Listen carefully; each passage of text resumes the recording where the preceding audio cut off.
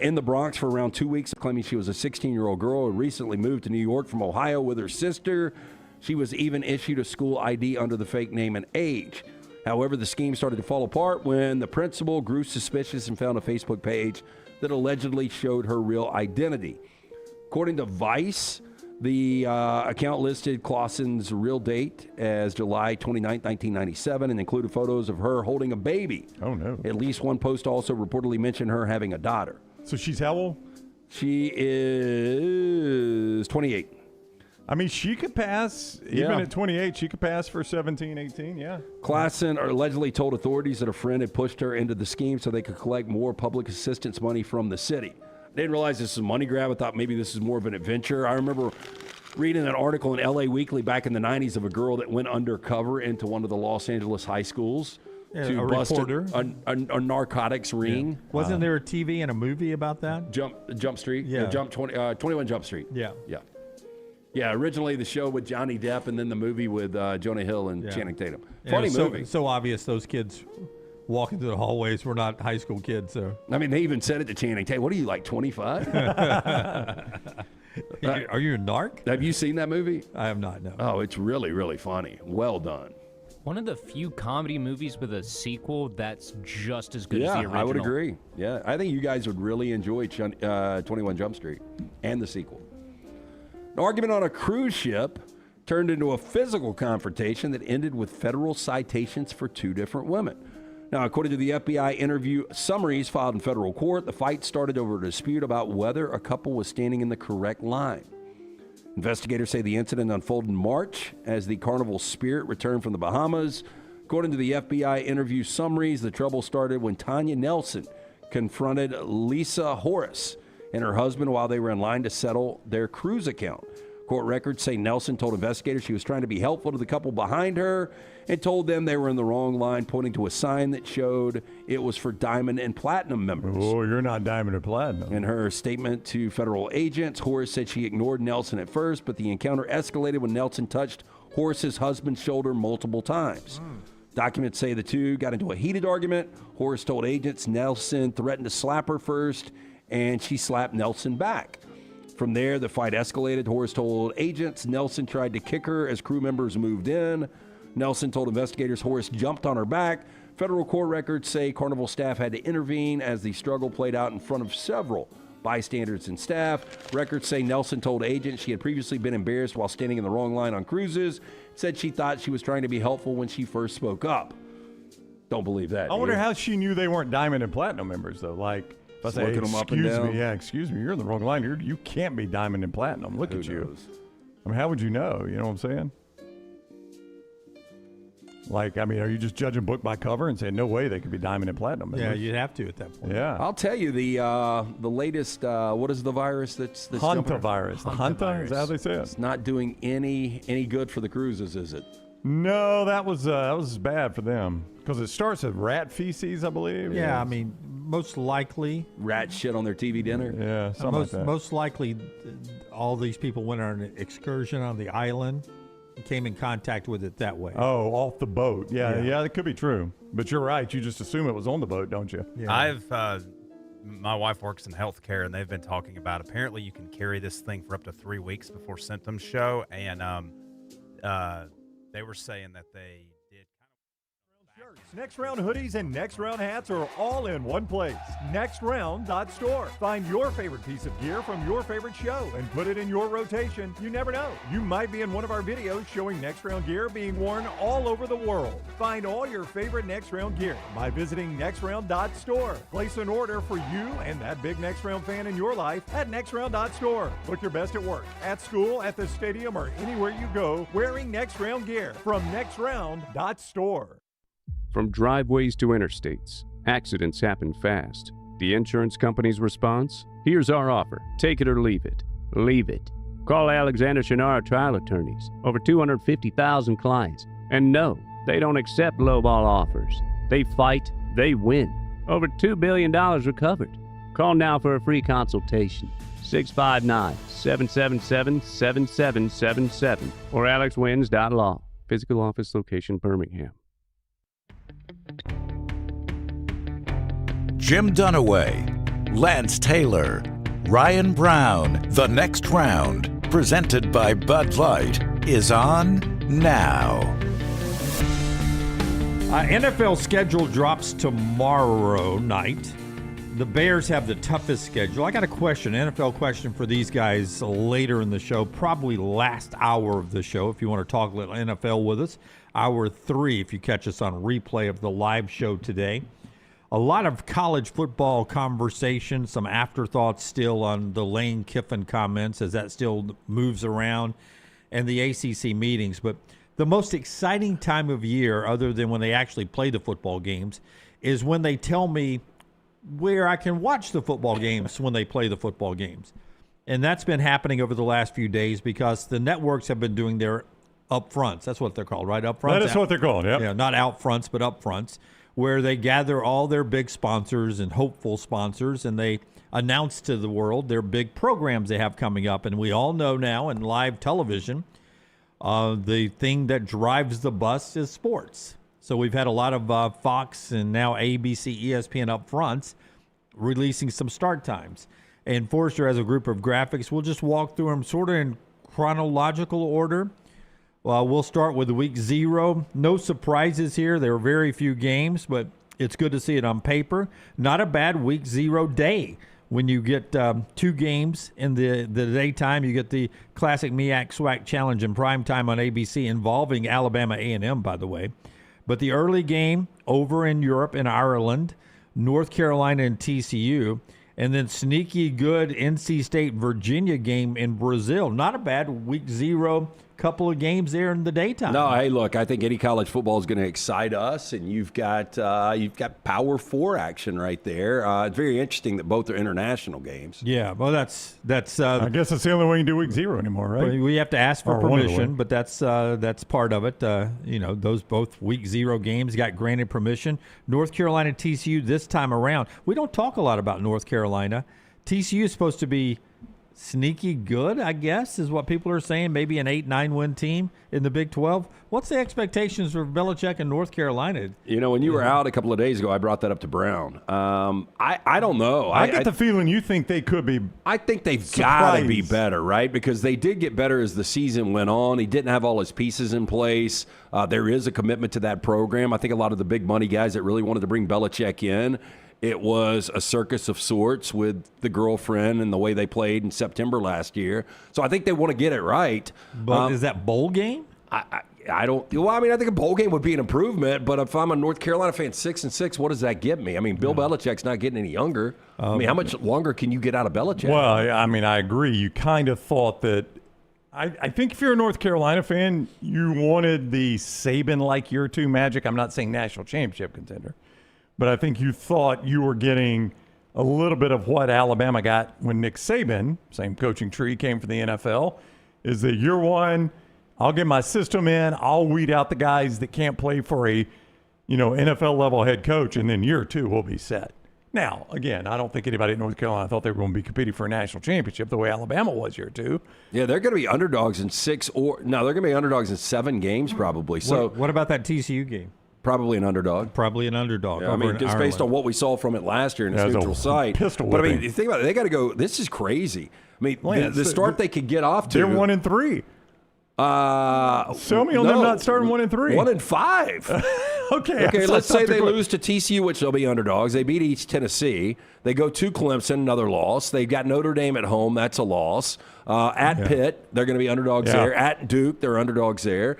Then they get a little break with Syracuse, but then they got Miami. Yeah, I think they start 1-3. So that answers your question right there. Hard to imagine them in a bowl game. That NC State Virginia game, we'll tell you about Kalshi in a second. Early play for me. NC State in that game. Whatever you can get points wise early in that game. Virginia's expectations are going to the street value in Virginia is going to be way too high. Going into the season, in my opinion. Talk about a team that won 11 games, played for an ACC championship. If they would have won that game there in a college football playoff, they were 7-1 in the ACC last year. He's done a great job there. He has. Quarterback's not back though, and we'll see what Tony Elliott's able to do because they were fighting really hard to get the quarterback back, and that never happened, right? No. Yeah. So Chandler Morris is done, and now. We'll see what Tony Elliott. My point being, street value in Virginia is going to be about as high as you can get street value in Virginia. And Dave Dorn and NC State, they're just a gritty program. I will tell you, I'll take though. NC State in the points right now, whatever those points end up are right now. I will say this, though. Virginia, if they get quarterback right, their schedule is one of the easiest, if not the easiest, in the Power Four. Yeah. Starts with an L, outright L, down in Brazil. Now throw that game in Brazil. You know what? It's a Dave Dorn special right there. Their most difficult game is in Dallas against SMU. Yeah. SMU replacing all their coordinators, by the way, but all from in-house. Yeah, I mean, you can't find a schedule that is easier than Virginia's. Yeah, and that's week 0. By the way, Virginia favored 3, so you're catching it? 3. That's it. Wow. TCU, to Lance's point, these are from DraftKings. TCU, a 6.5-point favorite at that game in Ireland over North Carolina, total of 49.5. Virginia favored 3, total of 53.5. So, Dunaway, you're catching 3 with your Wolfpack. I like your spot right there. Well, that's not as big. That's not as big as I thought. Winning the game outright, money line play for me now. Plus 124 on the money line. I would assume the public will be all over the Cavaliers. I would think so. Jim's on the contrarian play. Well, you know, right the now, one game that Virginia did lose in conference last year, though. NC State. NC State. NC State. They you got got their a number. trend. So this is a little revenge game for Tony Elliott in Virginia. And there's no better place to play revenge games than La Brazil. Yeah. They speak. I don't even know why I went La Spanish. Brazil. They speak Portuguese. I don't know why I went Spanish. Brazil. All right, week 1, we've got Thursday night, Friday night, and the Saturday lineup on ABC and ESPN. Some of these are not surprises, but we did get Alabama and Auburn official kick times. Colorado, Georgia Tech on the Thursday night, ESPN. Miami, Stanford. Miami's a really good football team. I don't know how good that'll be on the farm. An 8 o'clock Central, 9 Eastern kick on ESPN on a Friday night. That's the type of game I worry about Mario Cristobal in, but it's normally when it's like week 8 or 9. I don't know. I don't know week 1 if I worry about Mario Cristobal in that. Boy, can you imagine? Oh, because Miami is a popular national champion right now. Alabama opens with East Carolina, and that'll be the 11 a.m. ABC game. Game day straight from Baton Rouge straight into Alabama on ABC, so flip the channel there. Baylor, Auburn in Atlanta, the middle of the ABC game. I can probably go ahead and give you the broadcasters on that. Tessitore will be on the Alabama game. You'll have McElroy with our boy Sean McDonough in the 2:30, and then prime time Clemson LSU will be Fowler and Herbstreit there. Sunday night is Louisville and Ole Miss. Has Louisville said anything bad about Ole Miss today? They're still young. Has Jeff Brom said anything negative about Ole Miss yet? Every game for Ole Miss will have a storyline. And then Monday night, I mean, SMU is going to be dang good this year. Quarterback still back? Oh, yeah. Kevin Jennings is back. Like He's been there forever. SMU is going to be favored in that game on the road. They'll probably be a short favorite. I would say a 3-point favorite. And this is legitimate in the Doak, right? Oh, yeah. Yeah. Oh, what a good game that is on a Monday night. You think SMU's favored by 3, huh? Yep. Is that what you just said?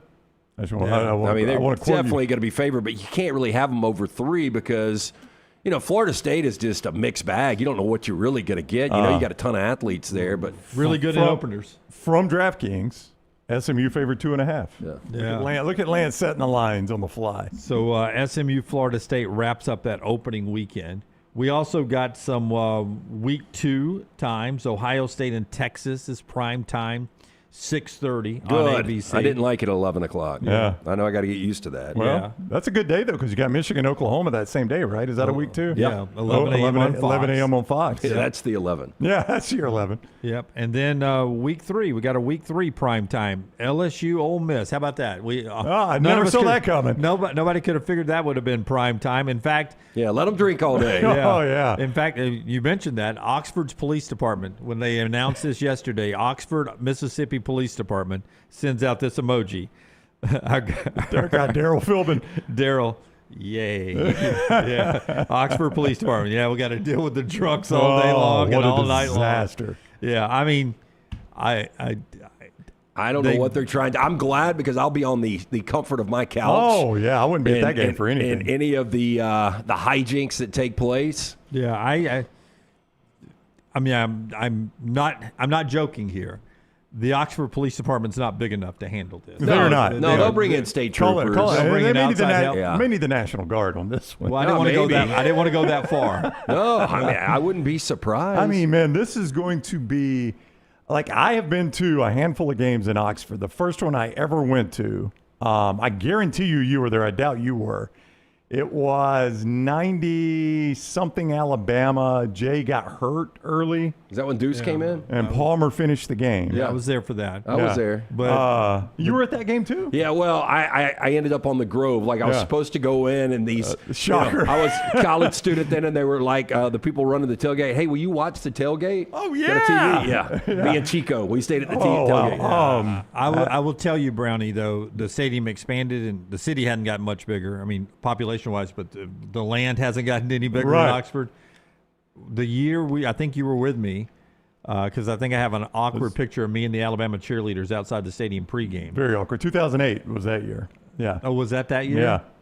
I remember it because I had to do the post-game hit on CBS 42. You had to do the Saban coach's show. I had to do the post-game hit on CBS 42. I'm live on 42, and where they had me set up was People walking by you. Yeah, it was where the student section emptied out, and you had a bunch of drunk, pissed-off Ole Miss students walking by. I've never been there when it's not completely packed. I've only been 3 or 4 Well, times. now, the point I was going to get to was, I don't know if you guys remember, but late in that game we were talking about in the 90s, the Ole Miss nose guard jumps off sides right at the end. Alabama's just kneeling it out. Pound the Alabama center. Don't know who it was. Alabama center gets up, goes after him. It got a little scary there. He gets tossed out of the game. And as he's leaving the field, whiskey bottles just raining down on top of him. Like I remember telling my buddies, I think it's time for us to hit the car. This feels this feels dangerous. 92, I believe it was. Pat Dye's last Auburn team in Oxford. A friend of mine, Brian King, got a whiskey bottle to the back of his head on the sidelines after an Auburn touchdown. And look, I'm not saying that doesn't happen at a lot of places. It does. Idiots throw stuff on the field all the time. This is going to be so emotionally charged, and I know we joke about it, but LSU and Ole Miss fans with all day to lube up, you don't think this is going to be... I wish, after Sark's comments, looking at the schedule, Texas hosts Ole Miss. Yeah. I wish Texas was going to Oxford. Me too. 2014, I think it was, Brown. Alabama, Ole Miss. That was the Katy Perry game. The Katy Perry I was not game. at that one. As I'm getting to it, the National Guard, I think, was running some roadblocks. All this to get back to your National Guard comment. That year, 2014, I do believe that they shut down. They closed the square. The ability to drive downtown. Yep. And the people running the roadblocks were military men who happened to have some rifles with Large them. weapons. Yeah, so very National Guard look. So it wouldn't be the first time they've used some National Guard to help out. Just So- load the rubber bullets. Yeah, I mean... Rubber bullets, tear gas. I really hope it doesn't come to that, but, I mean, you knew this was going to be a night game. It's not catching anybody off guard here, and LSU fans are going to drink, and Ole Miss fans are going to drink. Well, and and tensions could not be higher. Lane Kiffin will say He will- a lot before the game. He will fuel this. Yep. There's no doubt he'll fuel it. And it will, I hope I'm wrong about this, but I'm afraid it'll make that trip to Knoxville look like child's play. Was it a mustard bottle and golf balls that were thrown out? I don't know if it can get that bad. I mean, I guess it can. Oh, it can. 20-minute delay for that one. The last time Lane was in Knoxville, he goes back this year, by the way, to Knoxville with his LSU team. All it's going to take is Ole Miss to kind of be close. Yep. And then they get a bad call late. And Yep. LSU goes up 2 Oh, scores. And once they disaster. know game would be over, that's when it could really turn. Yeah. More facts about the schedule after we tell you about Kalshi, where you can take positions on anything.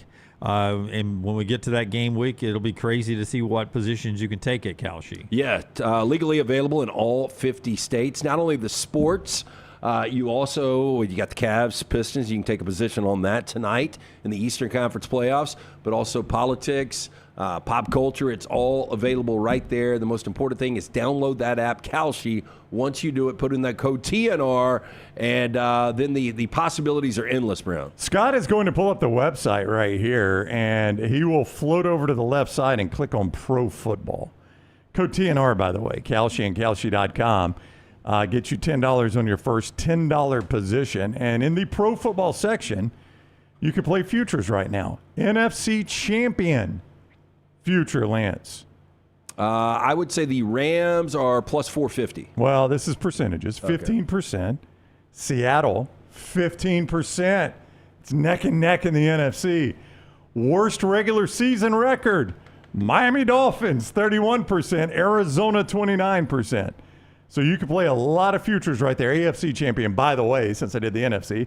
Buffalo and Kansas City, both at 14%. Kansas City, that feels a little inflated there. That's a public influence right there. That's because right. Baltimore actually should be probably your favorite. Yeah, I think Buffalo of those two is the better play. Anyway, you can have all those right there at Kalshi. Kalshi.com and the Kalshi app, code TNR, get you $10 in your first $10 position. And our friend, Hey, Brown. Yo. Who does it say down here there might have the worst regular season record in pro football? The Miami Dolphins, It does. 31%. I mean, this can't be a huge surprise. You're a White Sox fan. You know how this feels, right? Oh, the White Sox are they're in the not playoffs. bad. They're in the not playoffs bad. if it started today. Buster tweeted that earlier. and our friends at Storm Restoration Roofing, where you can get an opportunity to help Greg from Pell City help you. Greg needs you to do the first step, though. You need to call him up, 205-542-3531, 205-542-3531, stormrestorationroofing.com, or you can go online to Facebook, Greg from Pell City, look him up there and make contact there. You make that first step, and then Greg takes it from there. Free no-cost roof inspection. He handles storm damage, roof replacements, and everything. But the first thing you need to do is call Greg and find out what's going on your roof. 20-plus years locally owned. He and his wife, Andrea, A-plus rated with the Better Business Bureau. And the best thing Greg does is that he is a great family man. His pricing is so good. He understands working with families, but he also understands working with insurance providers. He gets you the most out of your insurance policy because Greg has been doing this for a long time. He's got a great relationship, and he knows what they're looking for, so he sort of helps them with their process, all in a timely fashion. It's Greg from Pell City, stormrestorationroofing.com, stormrestorationroofing.com. One more thing on the TV schedule is that we've got some Black Friday times.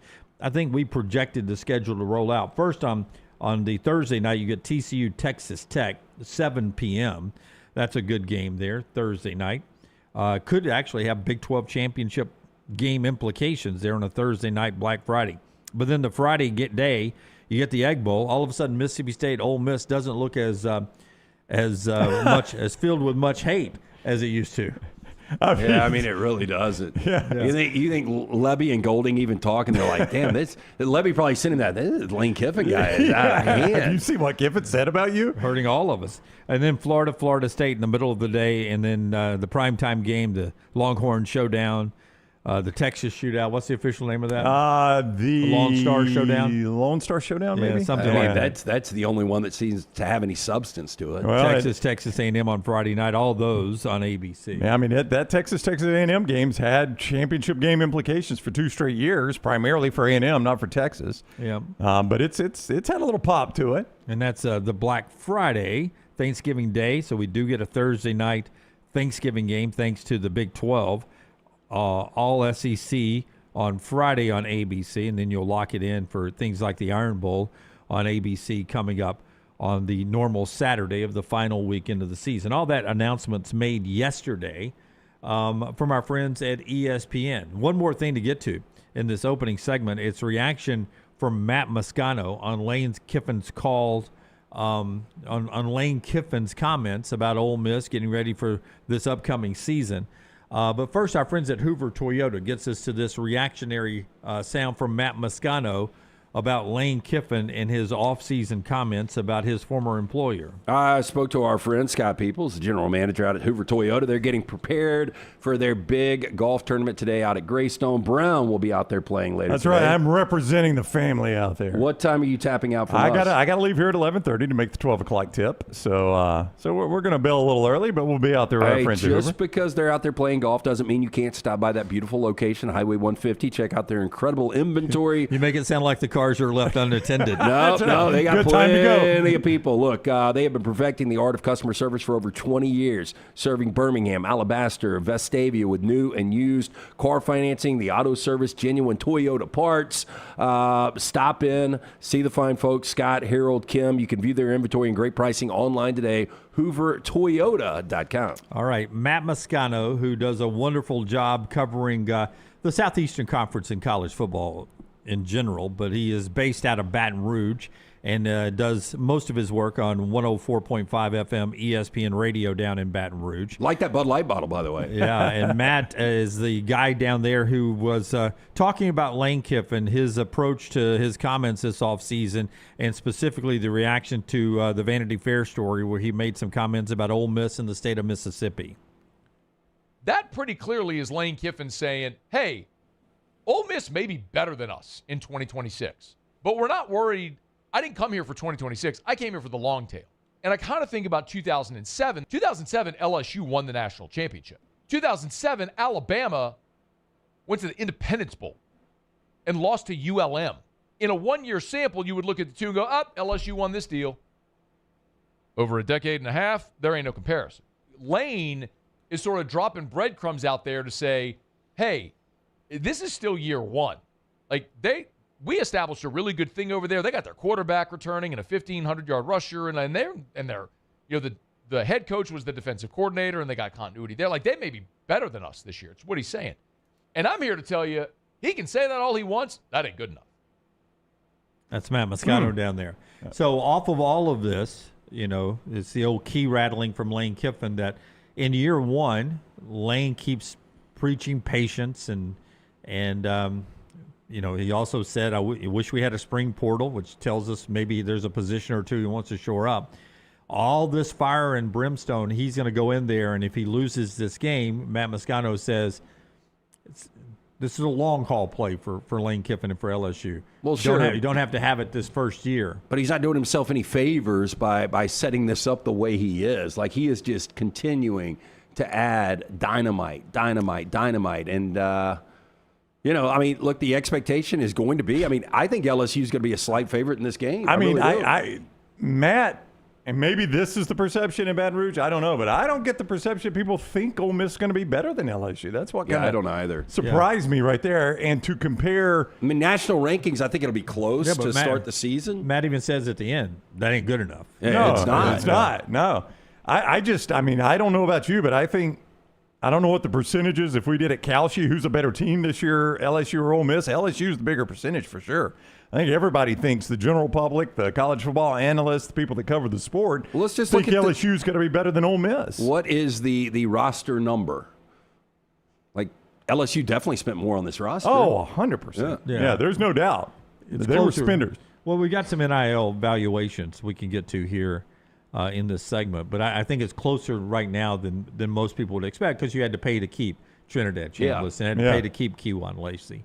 Do you have those NIL numbers? Yeah. I've got them now. Listen. This is from College Front Office. And explain to us, Brown, are these real numbers or not real numbers? Well, what this is, and we want people to hear this because we are not saying this is absolutely what these teams spent. College Front Office does NIL valuations of every major player. So as a player goes to a school, they just start adding up those NIL valuations. They probably take the on-3 valuation. I'm not sure if they do their own. I have no idea. Yeah.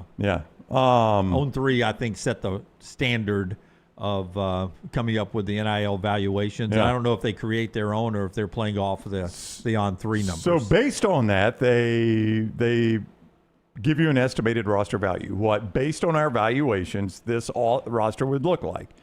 Texas, it shouldn't surprise anyone, is based on their estimations, number 1 at $47.9 million. Miami, number 2 at $44 million.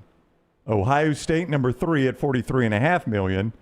LSU, number 4 at $42.8. Boom. I'm not going to get lost in the dollar figures, but would you guys be stunned if that is your top 4? Texas, Miami, Ohio State, that LSU. Is this year's roster. That would be this year's roster. That is their valuation of it. Now, no, it would not shock me. I'm not saying this number comes from the team, like, hey, here's how much we're paying. But it wouldn't surprise me if that's your top 4, regardless of the dollar figure to the right. Yeah. To your point, Okay, say it's not 47. Say it's 39 for Texas. They're still number one. But you still believe Texas is Yep, one. I do. Say it's not 44 for Miami. Yeah. Say it's 37. That's right. But Miami's still number two. Yeah. I would agree with that. Yeah. That the perception anyway is that Texas, Miami, Ohio State, LSU, Oregon, Notre Dame. I see Texas A&M sneaking in there. And then there's Alabama. Are some which- big spenders. Yeah, Alabama Wow. was a Now team that surprised me. 8th in the nation at $37.2 million based on their valuations. Again, this is not saying this is what Alabama is spending. But based on their valuations, they've got Alabama at number 8. Now, would that surprise you? Yeah, that would. I mean, just between based, Texas A&M and Texas Tech. yeah, I mean, just based on the poor mouthing that I've heard from Yeah. different people that are kind of involved, and like the different fans that are like, we can't compete. Yeah, Yeah. and this is why the cautionary stuff Brownie said is important, because this gives me the belief that Alabama can be one of the top 8 spenders in college football. And I don't know if that's Yeah, true I or don't- not. I don't either. But as a fan, if I'm watching this, I'm like, well, if these people are correct in what they're talking about, which I don't know if they are or not, but if they are, then Alabama's a top 10 spender in college football. That excites me if I'm a fan. yeah, I don't know yeah. that to be true. Another thing that could be true is that that's Alabama's roster valuation, and that maybe Kalen DeBoer and Courtney Morgan got some deals on some guys. They didn't play, top street value for some guys that because of Yeah, I mean, when Brock Purdy- relationships or something, they've got a price. They got a deal. I mean, when Brock Purdy was making $1 million, his valuation might have been $10 million. That's right. That's right. So it Yeah. could be a little bit different. The thing that surprises me are teams like USC and Michigan and Georgia, like Alabama, to have more money than those teams. I've always put Alabama and Georgia in the same category. I feel like their NIL, based on what I've heard out of Georgia, I feel like their NILs are a lot Maybe, alike. but you probably. would definitely think USC and Michigan would be more. You would think. Let's yes. just roll down this. Texas Tech, Tennessee, there's Ole Miss, the comparison with LSU. There's Georgia, there's USC. There's Oklahoma, who I never hear having shortcome of money. There's Michigan, we know what they have. There's South Carolina. Look at little old Indiana. Yeah, the little Indiana. Where'd they come from? Indiana, Florida, there's Clemson.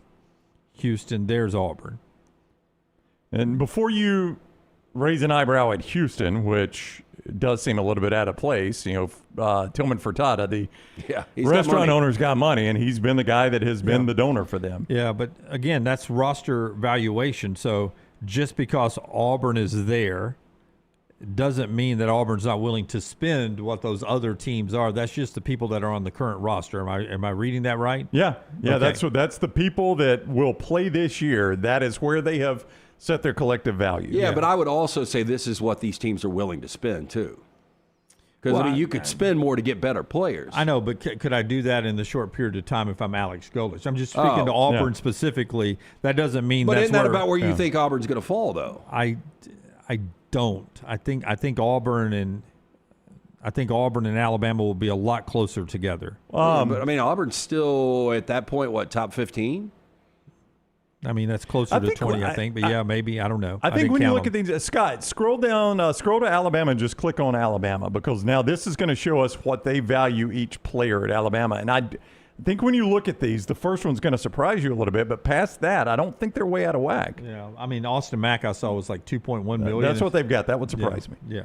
But Ryan Coleman Williams at 1.6, would that surprise you? No. Should have taken a pay cut. Keelan Russell at 1.4. Yeah. And see, this is where, if I'm Courtney Morgan, that sites like this become a problem, is if these are not true numbers. Yeah, right? if Austin Mack's making $600,000, he's like, hey, Courtney. But the one thing I know, My value is 2.1. And Keelan Russell's coming in and saying, wait, is Austin Mack getting 2.1? And I'm getting 1.6? Yeah. I mean, those are the type, or 1.4. But the one thing I know is every coach in America, if asked, are these numbers true, they will say no. These coaches do not like to tell you what they spend in NIL for that very reason, Jim. They don't want people doing the math. Yeah, and again, I don't know if those numbers are true or not. I understand what valuation is. It's somebody's projection of what you could possibly make. Yeah, I don't think the Austin Mack number is right. Yeah, that was the first thing I saw in this that jumped out at me a little bit. But I don't think those other ones were way out of whack. No, I would agree. But if you would have said Austin Mack's the highest paid player on this roster, not a chance. Yeah. We do have some hard factual numbers from Matt Stahl, who writes for AL.com. We will get to those numbers in our next segment.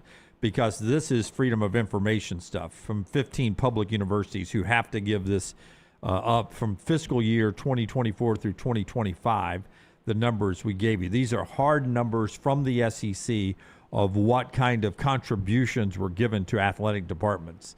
And we will look at those numbers when we come back and talk more on the field football. But in that opening segment, a lot of TV time set for some big early games in college football. That means we're closer to kickoff.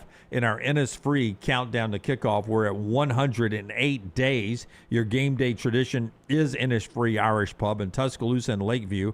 Irish-inspired pub food, the signature Irish gold sauce, and always a world-class atmosphere.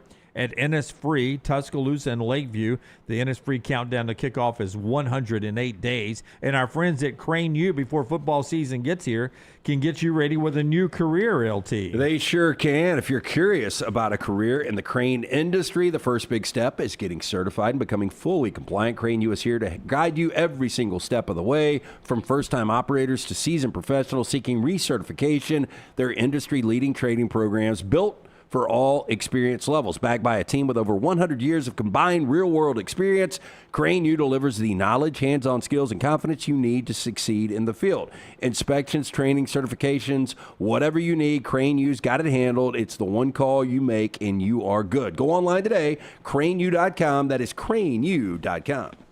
Take the next round anywhere you go with official Next Round gear. Buy yours today at nextround.store. Hop in. Injured in an Uber or Lyft? Here's the problem. Was it the driver's fault? The other car? The app company? Good luck figuring that out while you're trying to heal. Alexander Shinar Trial Attorneys, they've got a guy for rideshare accidents. And here's the best part. They don't get paid unless you do. You heal. They fight. One call, 659-777-7777. Or visit alexwins.law. Alexander Shinar Trial Attorneys. Because rideshare accidents need an experienced team. Physical office is Birmingham. To everyone who craves a fresh meal made just for you, let our team member Jacob share what's special about Culver's. In Wisconsin, our food comes from the heart, and taking the time to handcraft your meal with care is how we've always done it at Culver's. It's why your Butterburger doesn't touch the grill until after you order. Come to Culver's and let us serve you a Butterburger, made special just for you. From Wisconsin with love, welcome to Delicious.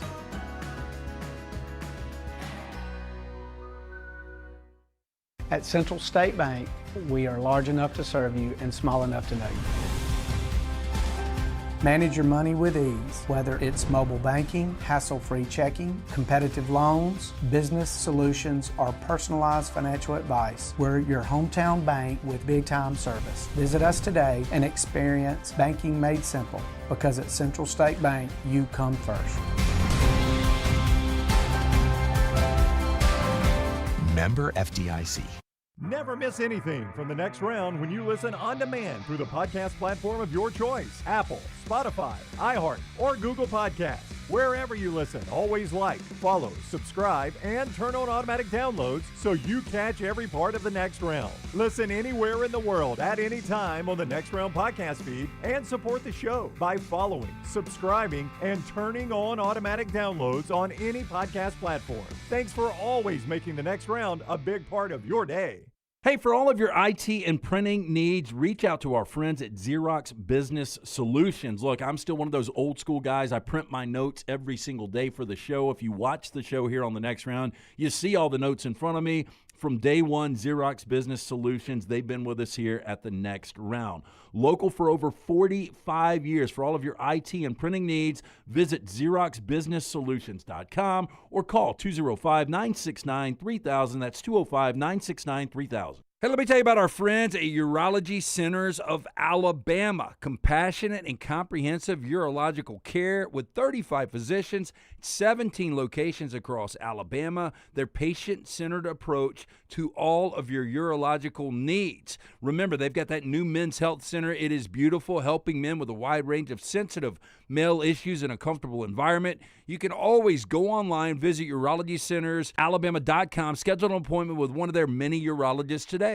Storm season is here. Make sure you have a plan of action in place right now. Greg from Pell City and Storm Restoration Roofing should be your first call when storms hit. Insurance companies love working with Storm Restoration Roofing because of Greg Nelson's name and reputation in the industry. When storms hit, call Greg Nelson. He's local, 205-542-3531. He's the home of the free no-cost roof inspection. Greg from Pell City on Facebook, 205-542-3531. It's Storm Restoration Roofing. Hey, there's nothing worse than waking up to a plumbing problem. Don't get caught in a flooded house. Call the guys at Hemp Hill Services. Adam, Chad, and the team at Hemp Hill are the only ones I trust to fix it and fix it right the first time. Hemp Hill Services does it right and always at a fair price. For all of your plumbing, cooling, and heating needs, trust the name that Birmingham has trusted since 1954.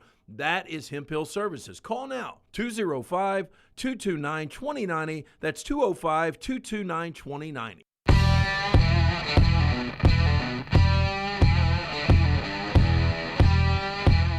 You know, overreported Alabama's inability to run the football last year, right? We talked about that a lot. Alabama's rushing offense, properly reported.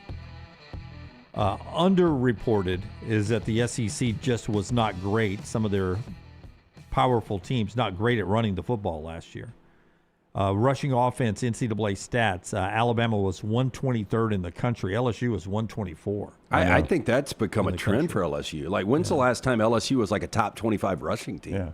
117 for South Carolina. Playoff team like Alabama, Oklahoma, 112. That got underreported, right? And how much of that was John Mateer? Well, yeah, and we thought that the combination of Jay Knott coming in, which was a non-factor. I thought he was maybe the biggest portal guy in the SEC. I did too, but I mean, you know, their offense was a little bit better because it was so bad. Like, I think their rushing offense was worse in 2024. Florida was 91. Texas was 90th in the country. They're going to be number 1, number 2 when the preseason rankings come out, maybe number 3. They were 90th in rushing offense, and they just put so much on poor little Arch Manning's shoulders last year. So Lance and I remember this is one day when you were out, we somehow stumbled across that stat, and I said, how on earth was Texas this low in rushing? And we never talked about it. And then I pulled it up, and I was like, my gosh, look how much of it was Arch Manning. I mean, like, they had almost nothing out of the running back spot. Yeah, Quintrevious Wisner, I mean, 597 yards. Now, the crazy thing is they averaged over 4 yards a carry. It was a dead split, 421 passing attempts to 427 rushing attempts. But they just here's why not a lot of explosive plays, much like Alabama. Here's why we're talking about this, because I asked Lance, like, I mean, you've got Kelm Coleman, you got Xavier Worthy, you've got Arch Manning. You add Hollywood Smothers, who was in Tuscaloosa for a cup of coffee. I mean, how much impact can that have on their run game? Because, boy, you're really good in the pass game. If Hollywood Smothers improves their run game any, that offense they were already tough. They'll be really tough. Yeah, but I would think Arch is more 500-plus this year. I think Smothers is probably close to a 1,000-yard guy. I think they're going to be much better running the football. They've got to, and that's something Sark is trying to work on. I will tell you, Eli Drinkwitz gave us an update on the number 1 rushing team in the SEC last year. Missouri was 8th in the country, number 1 in the SEC in rushing. Ahmad Hardy got released from the hospital. He's back in Missouri at the Orthopedic Institute there where he's doing work. We did learn from Drink that he was shot in the upper leg, and he's out of the hospital. It's a little bit tricky in some of these situations, Drink says. That's a quote.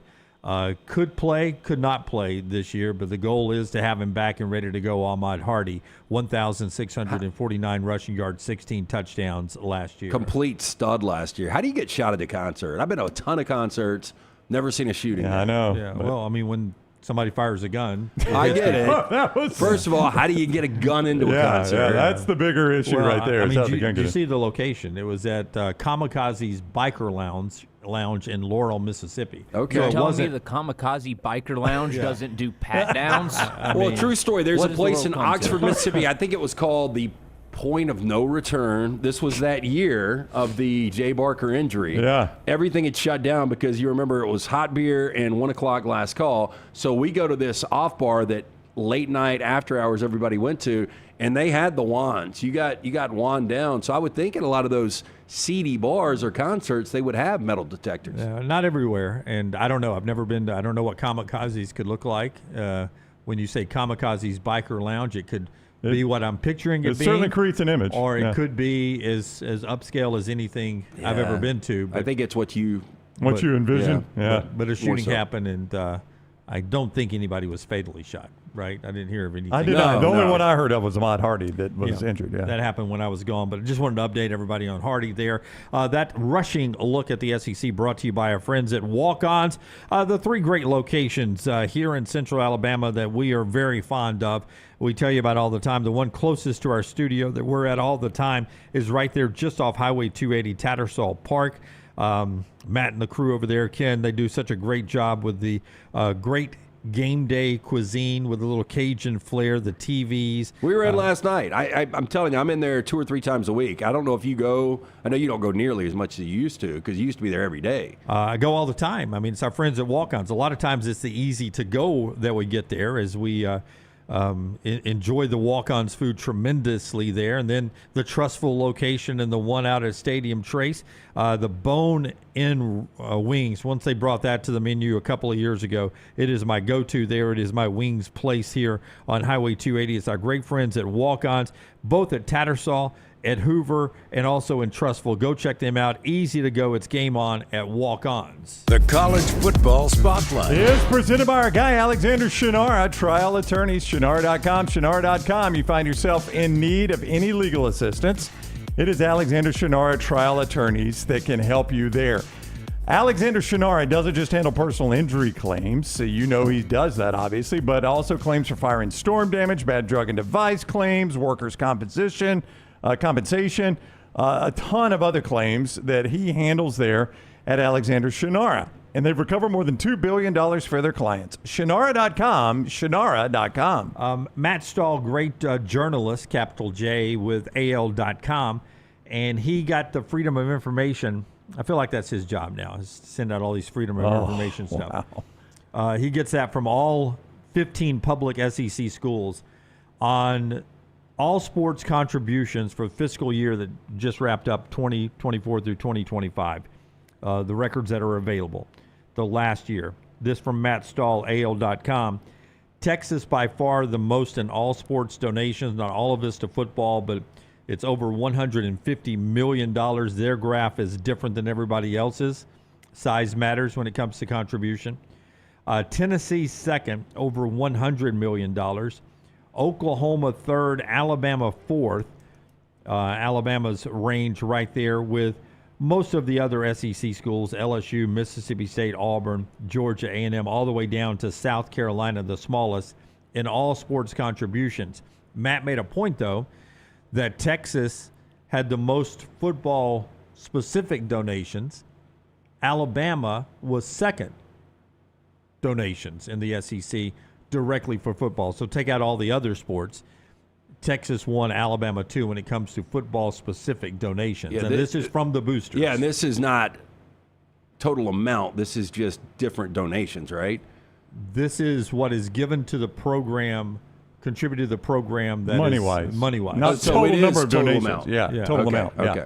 Yeah. So second only to Texas, Alabama was. That's surprising. A little over $53 million in fiscal 24 through 25. Yeah, and 10 years ago, if you would have said, hey, there's going to be this NIL world, I would have said Alabama will spend as much as anyone. The reason this kind of surprises me now is just what we have heard over the last couple of years. Yeah, I mean, Alabama doesn't get painted as a poverty program, but gets painted as a program that cannot keep up with Texas, Texas A&M, Ohio State, schools like that. Well, the fact is, I don't think there is a billionaire graduate from Alabama right now. There may be, but he doesn't live in Alabama. And how... I don't think there is. Oh, I would guarantee you there's a billionaire graduate from Alabama. Now, is there a billionaire graduate that gives two rips about Alabama football? That's a totally different story. And there's not one that lives within the borders of the state of Alabama. You say that. How many billionaires are there in the States? I'm just going to Google. I guarantee you Alabama's got a billionaire graduate. I don't know if they do, because I think we've only got like 300 or 400 billionaires in the entire country. That number has gone up tremendously in the last decade or so. But, I mean, again, having a billionaire graduate is one thing. Having a billionaire graduate that cares enough to give is a totally different prospect. Why would they go to Alabama, Brown? Don't go for the education? Well, these are only giving me Alabama ties. Notable University of Alabama business alum Marilyn Hewson, former CEO of Lockheed Martin. I don't know if that makes you a billionaire. Vicky Halhoub, CEO of Occidental Petroleum. When I'm a CEO of a petroleum company, I got a shot. I think I used the robot one day and Googled how many billionaires are graduates of the University of Alabama. Well, there's 900 billionaires in the United States. Yeah. But there again, if you are a billionaire and you love football, like Cody Campbell at Texas Tech, now you got something. Or Mark Cuban at Indiana, now you got something. It's hard to get these billionaires, crazy as it sounds, to part with their money if they don't care. But the fact that Alabama is there without the obvious billionaire, without Cody Campbell, without Mark Cuban, without somebody like that, I mean, I think if you're an Alabama fan, it does give you hope of staying pace in this NIL world, that you can get the donation level to that point. But at some point, is that the highest you can ever go? I mean, that's what you don't know. Who's capped out right now in their donations? I'm not saying Alabama is. Is Texas? Is Texas Tech?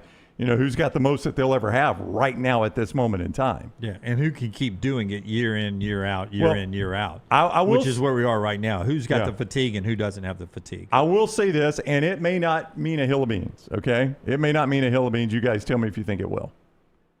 In the Saban era at Alabama, Alabama's enrollment... That's an old school saying, by the way. What? Hill of beans. A hill of beans. In the Saban era at Alabama, the true or false, the enrollment exploded. I think it more than doubled, right, while Saban was there.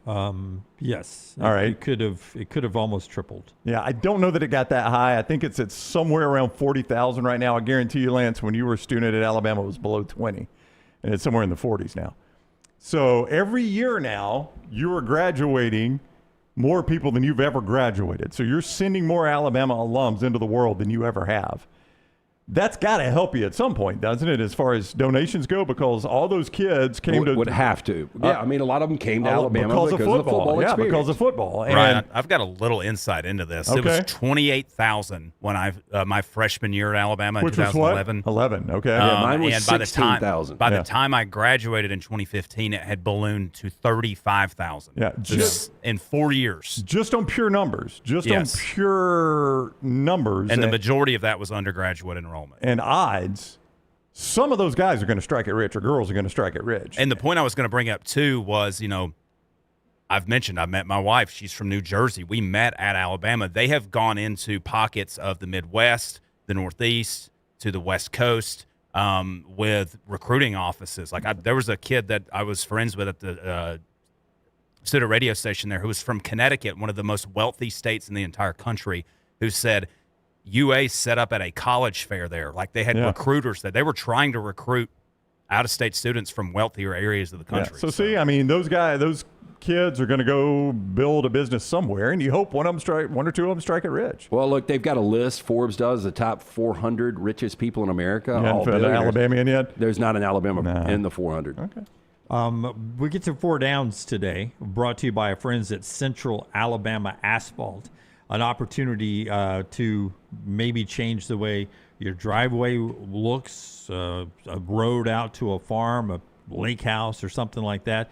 Any job, Brown, they can handle it. They can, and I'll tell you, jobs they handle a lot are the big paving jobs that you see on major state, government, and municipal roadways. Those jobs are big jobs to handle, and a lot of times you're seeing our guys from Central Alabama Asphalt and Construction handling those jobs. Says a lot about them, right? What it may say to you about them is they can't handle your smaller job that Jim just mentioned, and that could not be further from the truth. They have an entire division, same crews, same quality, same no excuse standards, dedicated to things like parking pads, private driveways, parking lots for community centers or churches, things like that. To get an estimate on your job, big or small, 205-349-0910, 205-349-0910, or centralalabamaasphalt.com. By the way, when he's squaring that up, Michael Jordan is on this list. Yeah. Boy, you turn it around quick. You know what Jordan's worth now? What, 4.5? $3.8 billion. Everything he touches turns to sold gold. his franchise, though, right? That does it. You're one flip around of the NBA franchise. Yeah. I mean, how much did he have of the Hornets? He was a majority owner, I think. Was he? I think you're right about that. I do think you're right about that. Yeah, you can make a lot off an NBA franchise. Everything is crashing over here right now. Okay, first down. First down. Tweet. The Honey Badger, Tyrann Mathieu, 34 years old today. Jackson Dart, 23. Ultimately, who has the better career, Jackson Dart or Honey Badger?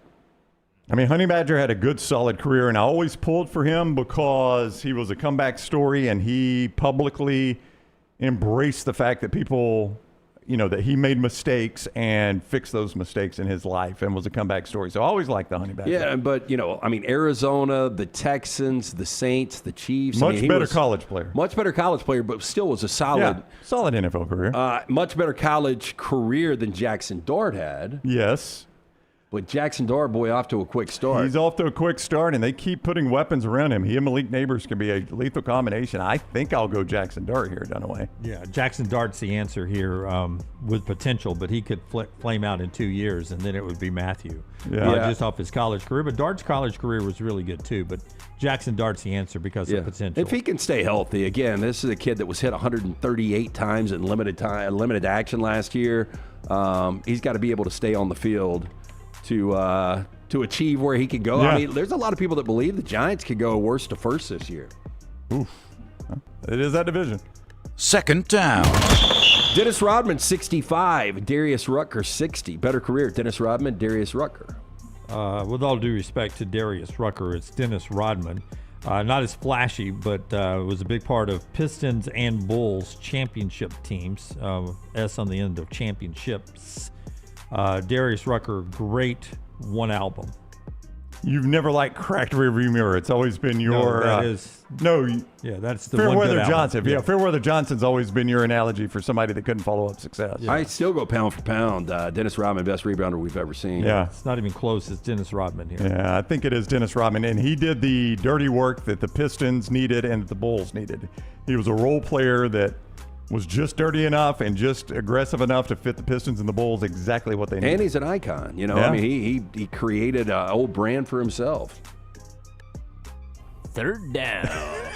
This day in 1973, the original Battle of the Sexes, Bobby Riggs and Margaret Court, squared off for a $10,000 prize, internationally televised. That led to the Battle of the Sexes Part 2 with Billie Jean King. If I asked you guys, though, what is the biggest TV gimmick of all time, in your opinion? Well, I would tell you that one's pretty good because 1973, how many years ago now is that? And it still gets brought up. 53 years ago. And they did a movie about it. So it's over half a century ago. Now, there still were, bring it up. I never watched the movie, but there were allegations that Riggs threw that match. Was there heavy? Was there heavy gambling on it? There was. Yeah, that there were allegations that somebody got to Riggs and he threw the match. He might have. I mean, I don't know. I have no earthly idea. I would say, would Geraldo unsealing Al Capone's vault rank right up there? That's what I was going to put at the top. Yeah. I just remember being glued to the television as a freshman in high school, so excited that we were going to find a skeleton or just gold coins or something, and there was absolutely nothing in the vault. Yeah, not a thing. Yeah, I'll go with that one because that's always been a very popular topic on the show when we bring it up is what we were all hoping to see when they opened that vault. And it was in primetime on Fox, right? Was it Fox? I mean, it was in primetime. I don't know if it was Fox. I think it was pre-Fox. Okay. Yeah, I think it was ABC. All right. Hey, here, I've got one, guys. Now that I'm on this side of being in local TV, sweeps periods. That's when you give away an umbrella if the weatherman doesn't get it right? Is that graphics packages in TV? That's a gimmick. And they all come out 3 times a year. All you TV guys, sweeps week. Everybody was giving something away. You could tell you always knew when TV ratings were going on because every local TV station was giving crap away then. I never got my birthday off. My birthday is this Friday, and I never ever got it off working in local TV. That's tough. Happy birthday. Fourth down. Brooks, your birthday off? Who takes their birthday off? Work your birthday. Morgan Wallen, 33. Stevie Wonder, 76. Ultimately, better career, Morgan Wallen or Stevie Wonder? Silly question. It's Stevie Wonder. Silly question. Yeah. I mean, I agree right now it is, but Morgan Wallen's only 33 and selling out, whenever he books a stadium, it's completely sold out. You just got to cover your head. Falling chairs. It's rough. He has done a lot to damage the image, but it really doesn't affect him. I mean, Morgan Wallen's career one day is just going to be astounding, I think. I mean, Stevie Wonder I mean, he had a tremendous career, but boy, by the end, Morgan Wallen, what he's going to have as far as number ones and money and sold or whatever, it's going to be a tremendous career. Geez, he had a number one single when he was 13 years old. Stevie Wonder? Yeah. Yeah. You're going to go Stevie Wonder, aren't you? Didn't you call him one of the greatest entertainers No, of he all is one of the greatest entertainers of all time, but I mean, it's hard to compare the two, obviously, but in this day and age, Morgan Wallen, when you're selling out stadiums, you're selling out stadiums, whether you're good or not. Now, I don't think at his height, Stevie Wonder could have sold out the stadiums. I don't know about that. It's a different time. It is. I mean, those things were not as popular then, but boy, Morgan does it with regularity for whatever now. it's worth, 25 Grammys, and he is ranked to the top 10 on Rolling Stone's list of the greatest singers and greatest songwriters of all time. Yep. I mean, I'll go Stevie Wonder now, but the Morgan Wallen thing is really interesting because if he is the biggest voice in country music, which he is right now, right? He doesn't win the awards, but he sells out stadiums. So it depends on what you're looking for. I mean, success-wise, I'd say he's the most successful country act right now. Yeah. So I looked it up. Stevie Wonder, apparently he prefers arena dates over stadiums. Okay. But has sold out stadiums in the past. I apologize to Stevie Wonder and the entire Wonder family. Do you think he's really blind? There has been evidence that he is not. That is our Four Downs today, brought to you by Central Alabama Asphalt and the great folks at Odie's, getting you ready for another lunch and dinner rotation throughout the week, and then live music. Stevie Wonder never played at Odie's, but a lot of good folks have. Yeah, they've got trivia every Wednesday night, the original location in Crestline, live music, both locations every Friday and Saturday night, and of course the incredible food from Rodney Davis at both locations. He's been doing it for almost 4 decades now. The wings, the burgers, great sandwiches like that Diablo sandwich. If you're looking for a place to watch PGA action starting up tomorrow, you can do it inside or outside on those great patios. Birmingham Institution, get in and see Will Haver and that great staff, Odie Stavert. Follow Brownie on Twitter and Instagram at Ryan Brown Live. We interrupt this program for breaking news. From the gators of the litigation situation. Insurance companies have a playbook. I repeat, insurance companies have a playbook. Deny, delay, defend. They know which law firms will fold and settle cheap. They are not on your side. That's corporate greed at work. At Alexander Sonara Trial Attorneys, we fight back. We have the resources, the muscle, and the will to take them on. And you don't pay a dime unless we win. They fight dirty. We fight hard. Call 659-777-7777. Or hit up alexwins.law. Physical office location, Birmingham.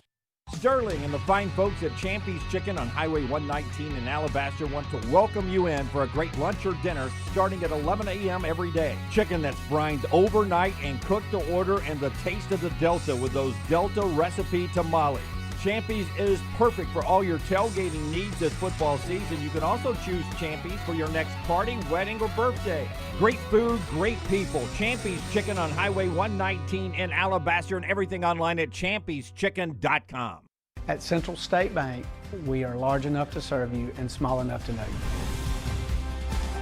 Manage your money with ease, whether it's mobile banking, hassle-free checking, competitive loans, business solutions, or personalized financial advice. We're your hometown bank with big-time service. Visit us today and experience banking made simple, because at Central State Bank, you come first.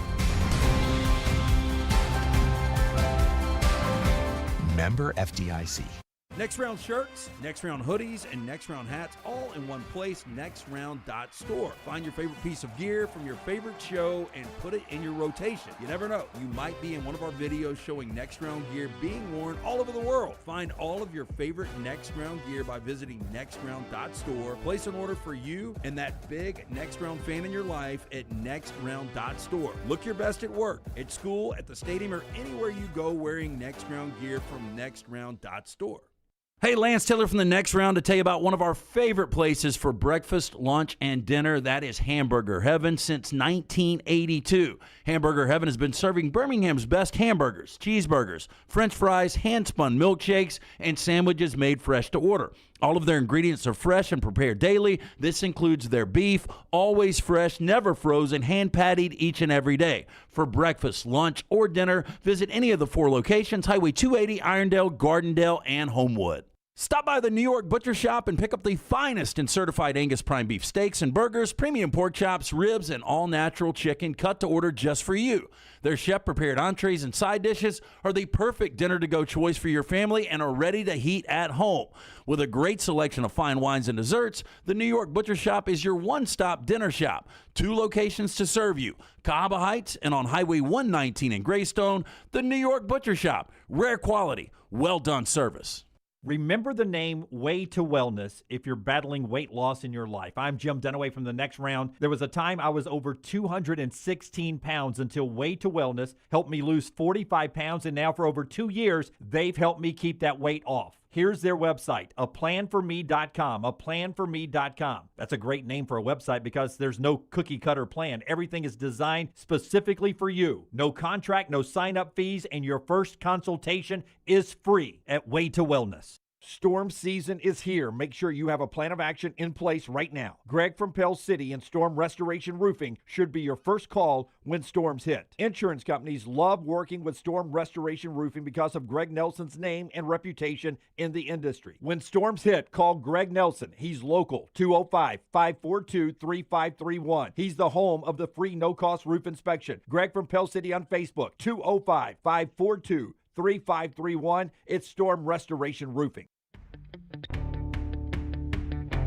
Jim Dunaway, Lance Taylor, Ryan Brown. The Next Round, presented by Bud Light, is on now.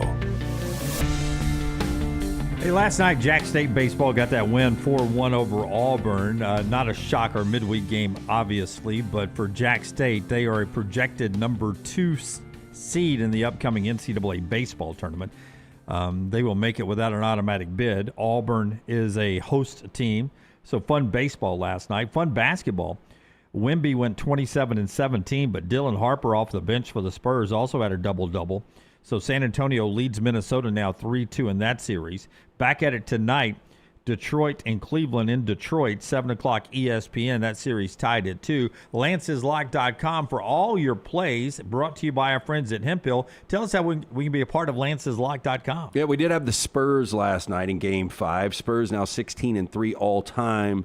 When leading 3-2 in a series. We do have side and total tonight available in the Cleveland-Detroit matchup, Game 5 there. Jump on board, win with us. Also, Major League Baseball plays, always brought to you by our friends at Hemphill Services. Trusted name Birmingham has trusted since 1954 for all of your plumbing, heating, or cooling. Any issues, home or business, they are ready to serve you. Call Adam, Chad, Andrew, the guys there, 205-229-2090 or hemphillservices.com. Hey, Forrester says good luck to the 1 seed that gets JSU as the 2. I mean, they did sweep Auburn. Those 2 midweek games, That's obviously. a really good baseball team. Dang good team. How good are their yeah, I was about to say, how good is their 1 and 2? Yeah. They can pitch. Yeah. That's a tough draw when you get teams like that. And I did see Kendall Rogers, who's probably the preeminent voice in college baseball. His bracketology had both Alabama and Auburn as host teams, top 8 seeds. Alabama gets Ole Miss this weekend in the tournament, so Auburn, I think, is pretty safely in. But Alabama I think he had them as his 6th seed. So that's pretty impressive if both Alabama and Auburn are top 8 seeds. NFL schedule release is happening tomorrow night. The Bears, as we told you before I went on vacation, has the toughest schedule in all of the NFL. We'll find out how it all lays out and all of that tomorrow night for the Chicago Bears. So I'm going to ask you guys this question in the NFL. Best chance of going from first place to last place in a division. On Get Up earlier this morning, they were asking, could the Bears go from first place to last place? And we'll start there in that division. The Bears were 11-6, and they won the division over Green Bay, Minnesota, and Detroit. I don't know how different the schedule could be, but I'll start first there. Can the Bears go from first place to last place in that division? I think they can. That doesn't make them a bad team. I think that is arguably the best division right now if you're just going top to bottom, all competitive teams that are postseason ready. I think the NFC North is the best overall 1 through 4 division. Detroit, I mentioned this yesterday, I thought they underachieved. Minnesota now with Kyler Murray, I think it's going to be much improved with Kevin O'Connell. We'll see how committed Kyler Murray is. Green Bay. They're the favorite to win that division. Yeah, aren't they? once the Micah Parsons injury happened, they kind of fell back into the pack a little bit. But I think all of those teams are 10 or 11 wins. So I wouldn't be surprised. But if they do fall to the back, it's going to be like 9-8 or 10-7. Hard to imagine that mathematically you can all have double-digit wins. But last year they were very close with 11 with Chicago, and then Green Bay, Minnesota, and Detroit all had 9 wins, to your point there. I just wanted to make a case for a couple of others. We'll start with the Super Bowl champion, Seattle. Impossible to see them going first to last, but in that division, you could go first to third pretty quick. But I mean, first to third, you had 3 teams that won 12-plus games last year. That's right. So that would not be surprising at all, but there is zero chance that they would fall behind Arizona, who will start Jacoby Brissett and maybe ultimately Carson Beck at quarterback. In the NFC East, hard to imagine Philadelphia going first to last, though you just made a case for the Giants possibly going last to first. Yeah, I think that's what's interesting. The additions Dallas they've made defensively. New York, the way they played once Jackson Dart took the starting reins. And then Washington, they were on one leg basically without Jaden Daniels last year. So if he comes back 100% healthy, the division gets really, really interesting. But I don't think Philadelphia would ever be in last this year. The Giants to go last to first, though, is going to require probably at minimum a +7. And that is a pretty big differential in wins year over year in the NFL. Oh, I get it, but you saw it from a team that played in the Super Bowl last year, and the Patriots with a second-year quarterback in Drake May, second-year quarterback this year with Jackson Dart. It's a good comparison. You're absolutely right. And new coach, real quick, in John Harbaugh. Yeah, I think that's why a lot of people are believing in the Jets, not just those weapons, but they believe in John Giants. Harbaugh. Or excuse me, the Giants. Nobody believes in the Jets.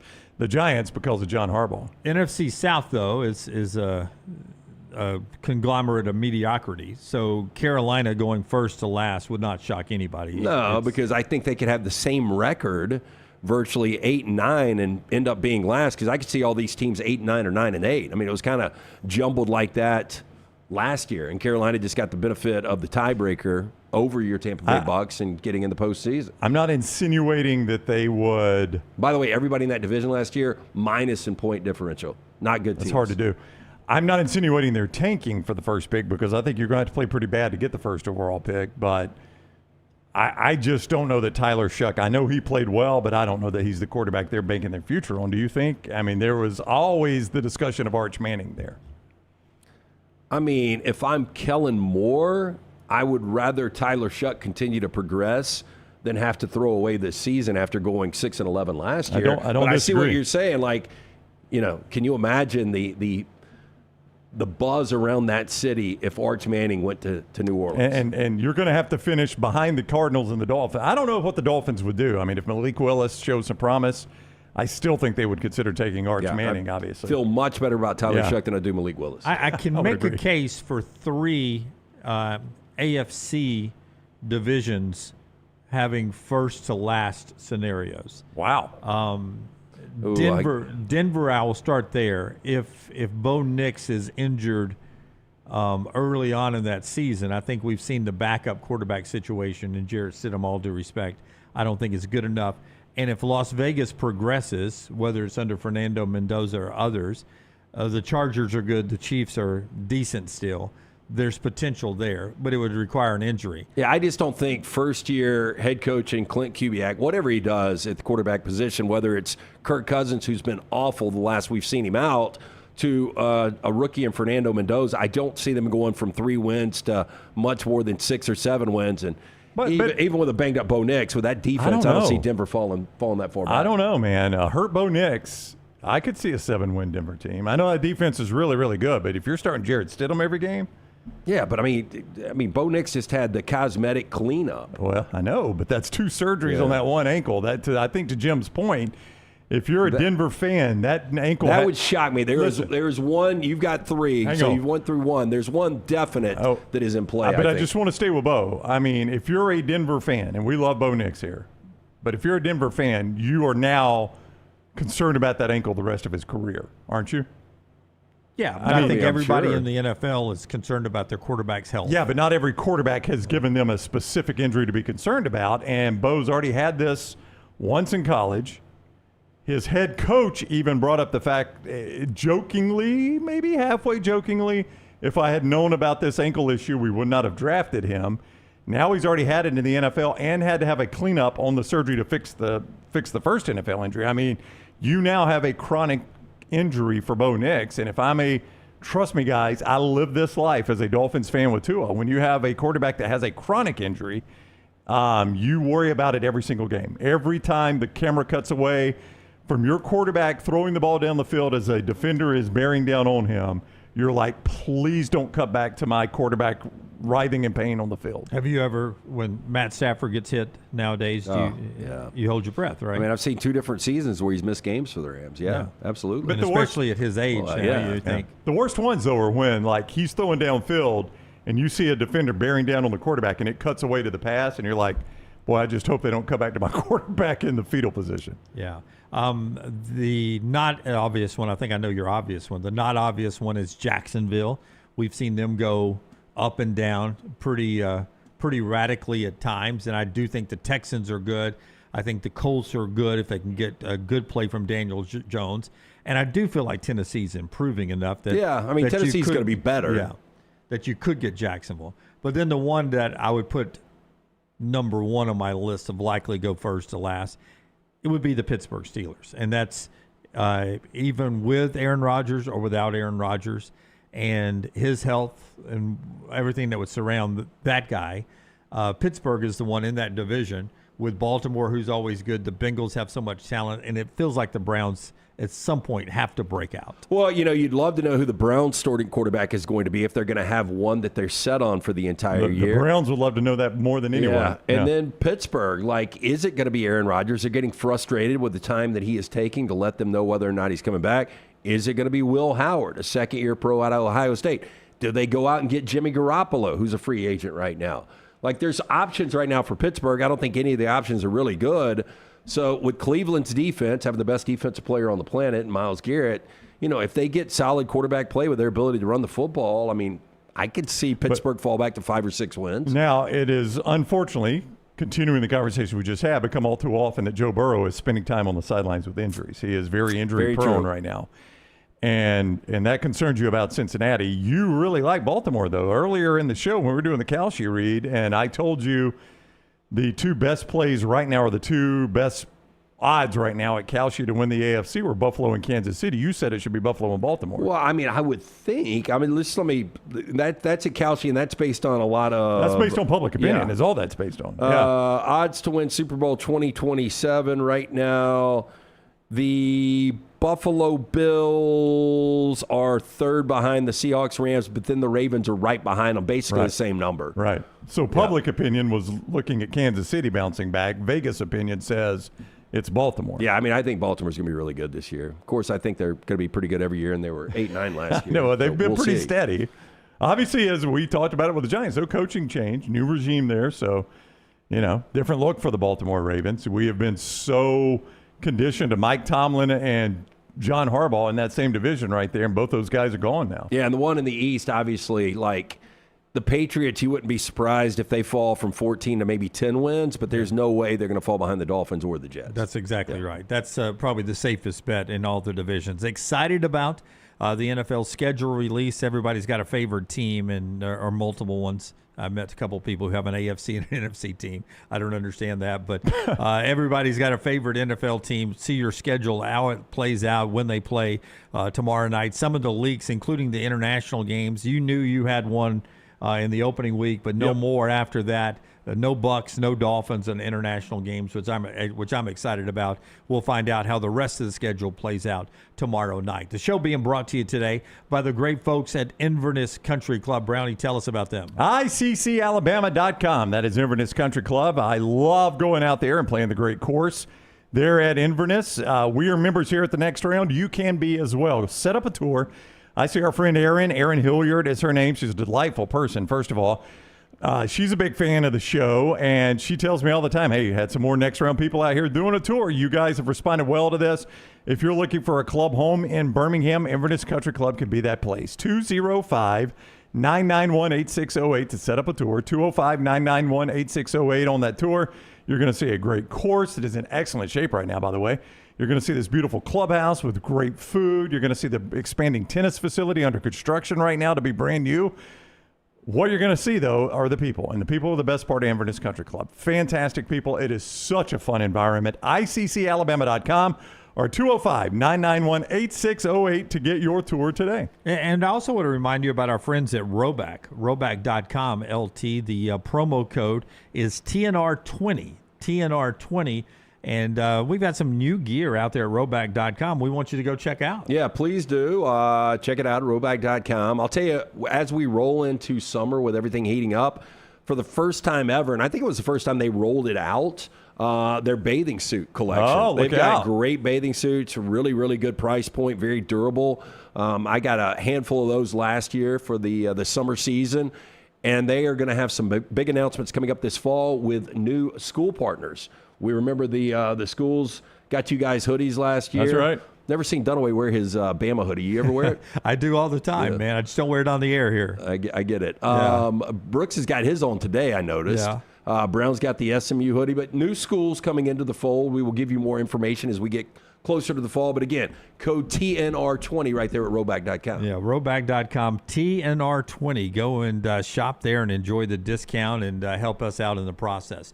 All right, so the last call is with Mick Gillespie and Jake Coker. It's part of the Next Round family there. And they had a chance to discuss the MGM win total of 8.5 for Alabama going into this college football season. Here's what the great insight from Mick and Jake, thinks about the Alabama win total at 8.5. Bama in Vegas, what'd you say? It was MGM has Bama's over under at 8.5 wins this year? That's crazy. 8.5 wins.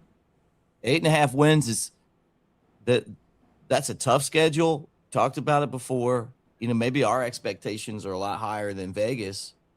Vegas kind of setting the expectations at where I think if I took a step back and I saw what we lost on offense and the way that we won games last year and the schedule that we have, I think 8.5 would be, from an objective vibe, a realistic expectation. Yeah.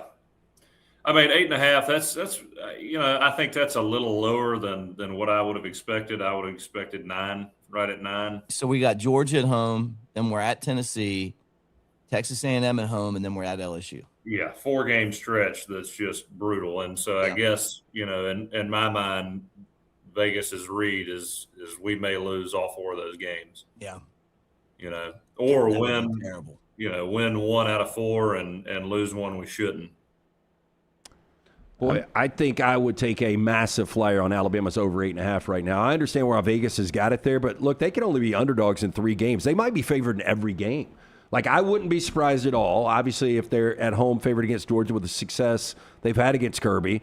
But at Tennessee, by that time, we're going to know whether or not Tennessee's got good quarterback play or not. I could see them be a short favorite in Neyland. They host A&M. They're going to be favored there. And at LSU, we really don't know what we're going to get with LSU. So I could see Alabama favored in every single one of their games, and you can get 8.5 right now. So the fair question, once you see Alabama's quarterback in action, whoever it ends up being, in a game, East Carolina, then on the road at Kentucky, the perception of the rest of those games can change one way or the other once you see that guy on the field with the talent around him. Yeah, and I'm just playing the odds. When is the last time we saw bad quarterback play at Alabama? It was pre-Saban. It was. I mean, you're right. And I can't remember bad play under Kalen DeBoer at the quarterback position going back to Fresno State. No, Kalen DeBoer keeps getting guys drafted at quarterback, very high in some cases. That 4-game stretch, though, has to be among, if not the toughest in the nation. Now, there is a bye mixed in there, which helps, but it's still 4 straight games you got to play. But all you got to do is go 2-2. I mean, that's all you got to do. I know. I think. I don't know what you guys feel about the rest of the season. Not if you've won the rest of them. Yeah, but I mean, I think they're going to be, handsomely favored in the majority of the rest of those games. In terms of making the playoffs, yes. In terms of keeping Alabama fans happy, no.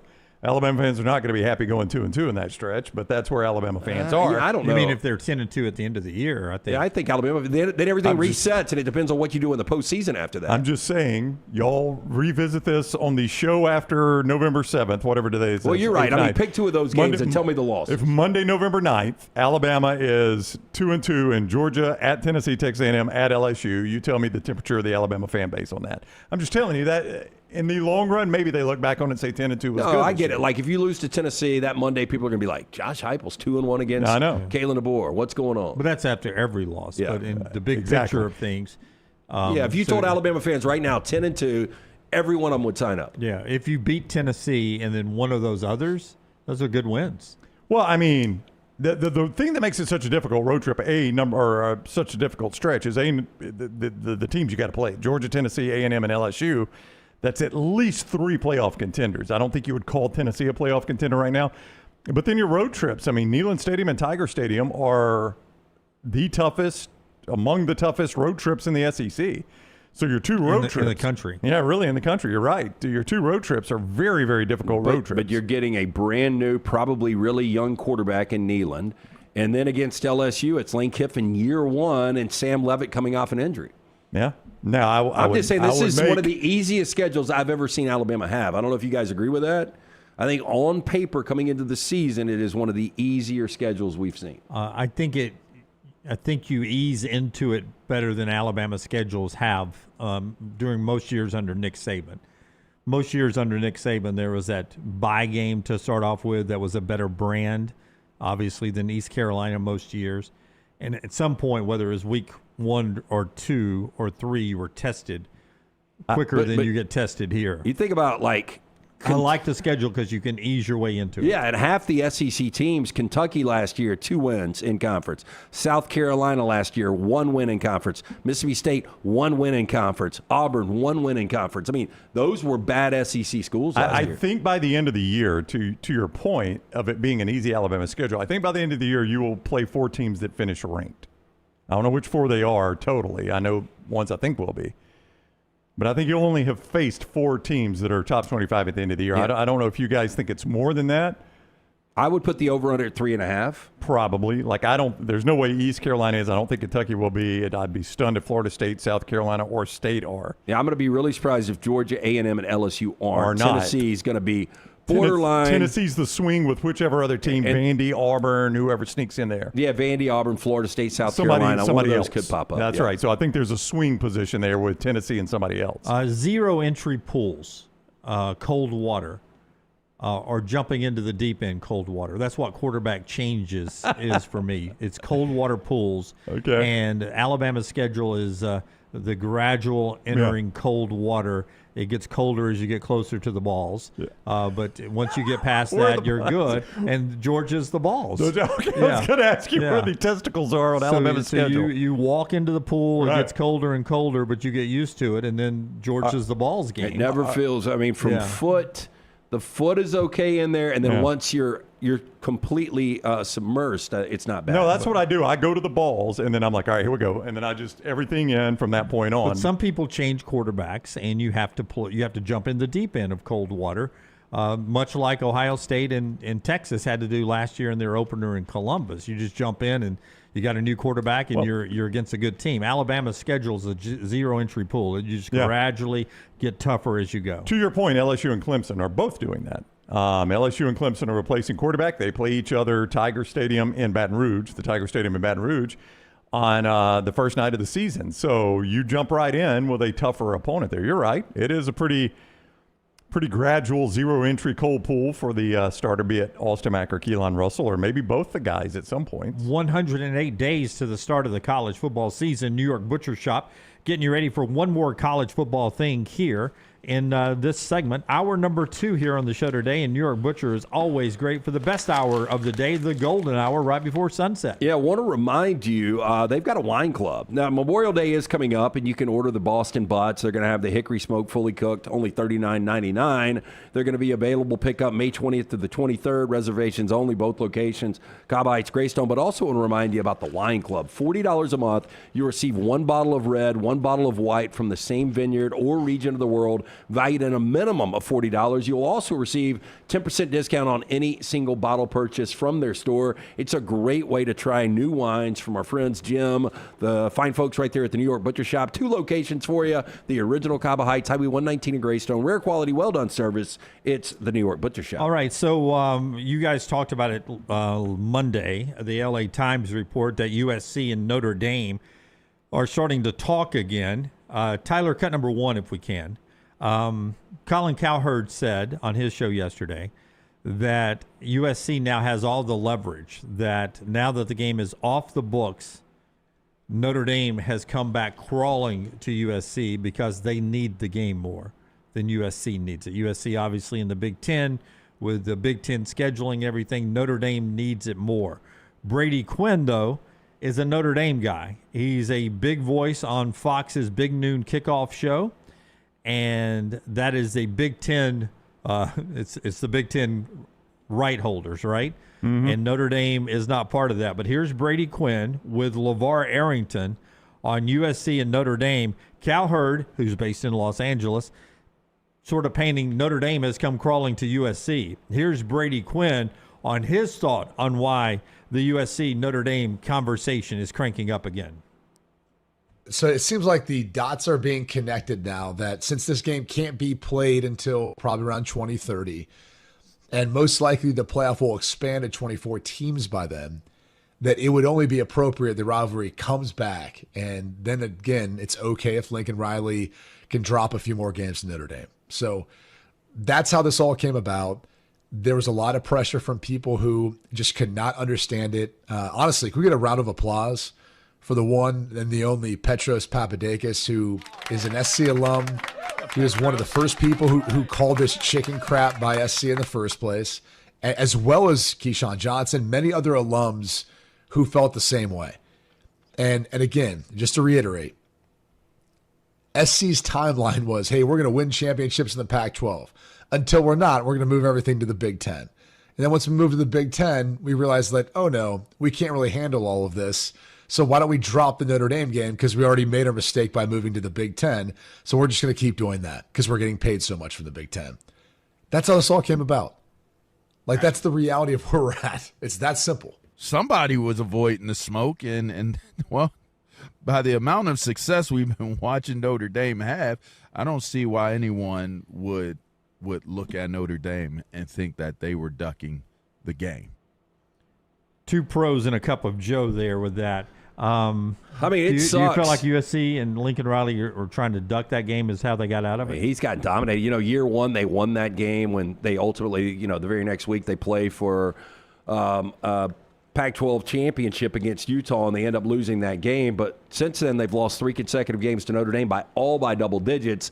They've lost 7 of the last 8 to Notre Dame. They've lost 8 of the last 10. It sucks because, the thing we talked about, Dunaway, is, great rivalries are built on border wars and in-state. This is a true geography doesn't matter. These schools hate each other. The fan bases don't like each other. And it's just really Midwest versus West Coast, 2 traditional blue bloods in college football, and they've done it for 80 consecutive years. Outside of those war years, it goes back over 100 years. Yeah, and it's a game that it almost needs to be law, has to be played, in my opinion. They should be playing it every year.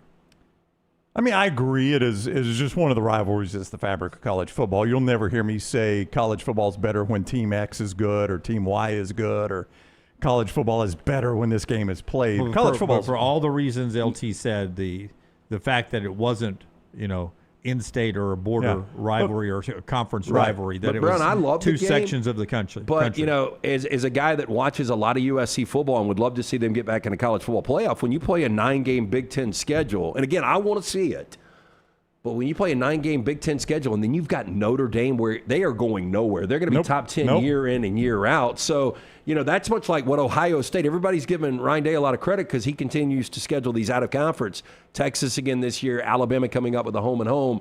But for USC to keep this on the schedule, it's the exact same thing. So, it was Lincoln Riley and USC collectively saying, we don't need this. It probably does not matter because Notre Dame probably sells out their season tickets if they play, 6A Region 5 for their home schedule, right? But their home schedule this year, if you're a Notre Dame season ticket holder and I come to you and I'm like, hey, remember to re-up your season tickets, you're going to get to see Rice, Michigan State, Stanford, Boston College, SMU, and Miami. Miami's a good one. But the rest of that schedule, guys, Rice, Michigan State, Stanford, Boston College, and SMU. If I'm a Notre Dame season ticket holder, how much does that fire you up? Not a lot. I mean, if you know football, SMU will be a good game. They will be. And there's history with Michigan State, yeah. but it's still not going to be a great game. Boston College is a Jesuit school, so it's a battle. Stanford, yuck. Miami's your one good game. But they do improve coming up. They play Auburn in a home and home. They play Alabama in a home and home coming up. They get those ACC games. They got Arkansas and Texas in a home and home. So I just don't know moving forward. Notre Dame's built pretty good schedules moving forward without USC. Yeah, that's a week 0 seems to be, or week 1, whatever we end up calling it, seems to be a focal point for 2030 where USC would like it if they're going to play the game. Notre Dame would love to keep playing it at their traditional time in the fall when it's in South Bend, and then middle season, and then at the end of the season when it's in LA. But that tradition seems to be gone, so they're trying to work things out. 2030 seems to be the earliest it can get back on the slate. Best thing that would happen for this rivalry is if they were able to sell it independently of the TV package. NBC and but Fox. you think about this. If USC would have scheduled that game this year, pick your game you drop, probably Louisiana Lafayette. You drop that, so your out of conference would be San Jose and Fresno and Notre Dame. Then you've still got Oregon, Washington, at Penn State, at Wisconsin, Ohio State, at Indiana, at UCLA. You're probably not making the playoffs, honestly. That is a brutal-ass schedule. Yeah. I mean, if they can only absorb 2 losses there, probably, maybe 3. I mean, they're going to be underdogs in 4 games probably right now. With their current schedule. Is that not a lot like Ohio State's schedule, though? Probably. But Ohio State's better. Well, that's the difference. That's the problem. Yeah, you're trying to make the playoffs as a not good team. But Ohio State is the outlier as far as keeping these out-of-conference games. Yeah, Ohio. We looked at that, like the upcoming out-of-conference games. Yeah, and for the record, I would be chicken shit like Lincoln Riley. I would back away from it, Ohio too. State is the only Big Ten school, the only one that is scheduling out of conference of any importance. Yeah, but they're you guys the only talked ones about doing it in the Big Ten. You guys talked about it. It was in Alabama's court, and Alabama decided to keep it. That's right. That game with Ohio which State. was surprising. And I credit Alabama. And Alabama's scheduling pretty well out of conference. Georgia, to a certain extent, is. They dropped Florida State. No, we got our neutral site game with Georgia and Florida State. Yeah, Michael Alford announcing that yesterday. Coming up in 2028 in one of 7 cities, a big variety of cities, Atlanta, Charlotte, Miami, Nashville, New Orleans, Orlando, Tampa. Not to read between the lines with our buddy Michael Alford, AD at Florida State, but that means those 7 cities will have a chance to bid on that game, Florida State and Georgia, and let's see who can pay for that game in 2028 to have it played in their stadium. Yeah, that's a smart way to do it. Make as much as you can on it. Yeah, absolutely. All right, more college football when we come back. Cole Kubelik, our buddy from Jocks and the SEC Network, ESPN, says we're not making a big enough deal about one thing, not us particularly, college football people. And Kirk Herbstreit has been forced into making an early national championship pick. Both of those things coming up in our next segment. The show being brought to you today by great folks like our friends at Central State Bank, Browning. That is the bank that is big enough to meet every need you have, but they are also small enough to know you because they are a community bank. The people that are making the decisions that impact your life. I saw Mitt and his family last night, Mitt Schroeder. Right. Saw them at dinner last night. Beautiful family. They are a wonderful family. Mitt's a good dude. Mitt runs Central State Bank, and Mitt, like Lance said, he saw him. Why? Because he lives in this community. That's who is making the decisions that impact your life when it comes to dealing with a community bank. People you go to church with, whose kids play ball with your kids and go to school with your kids, and they live in your community. Building relationships, not just opening accounts. Central State Bank, member FDIC. And our friends at Way to Wellness, your journey for healthy living. It's a planforme.com is the website. Go by and see Leslie and her board-certified team.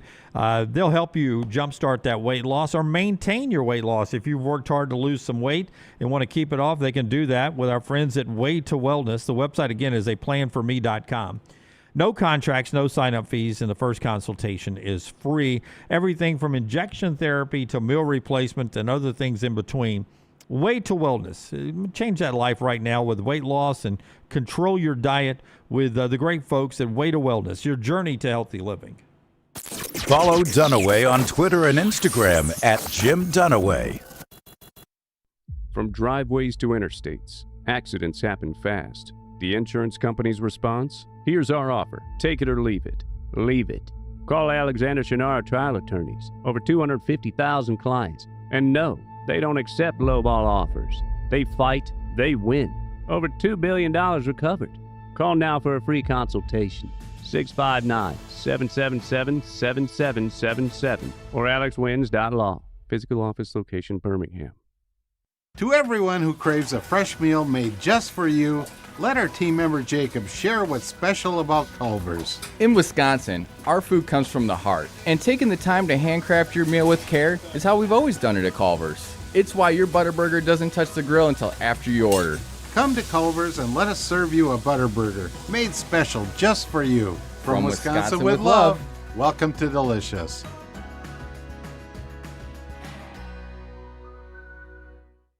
At Central State Bank, we are large enough to serve you and small enough to know you.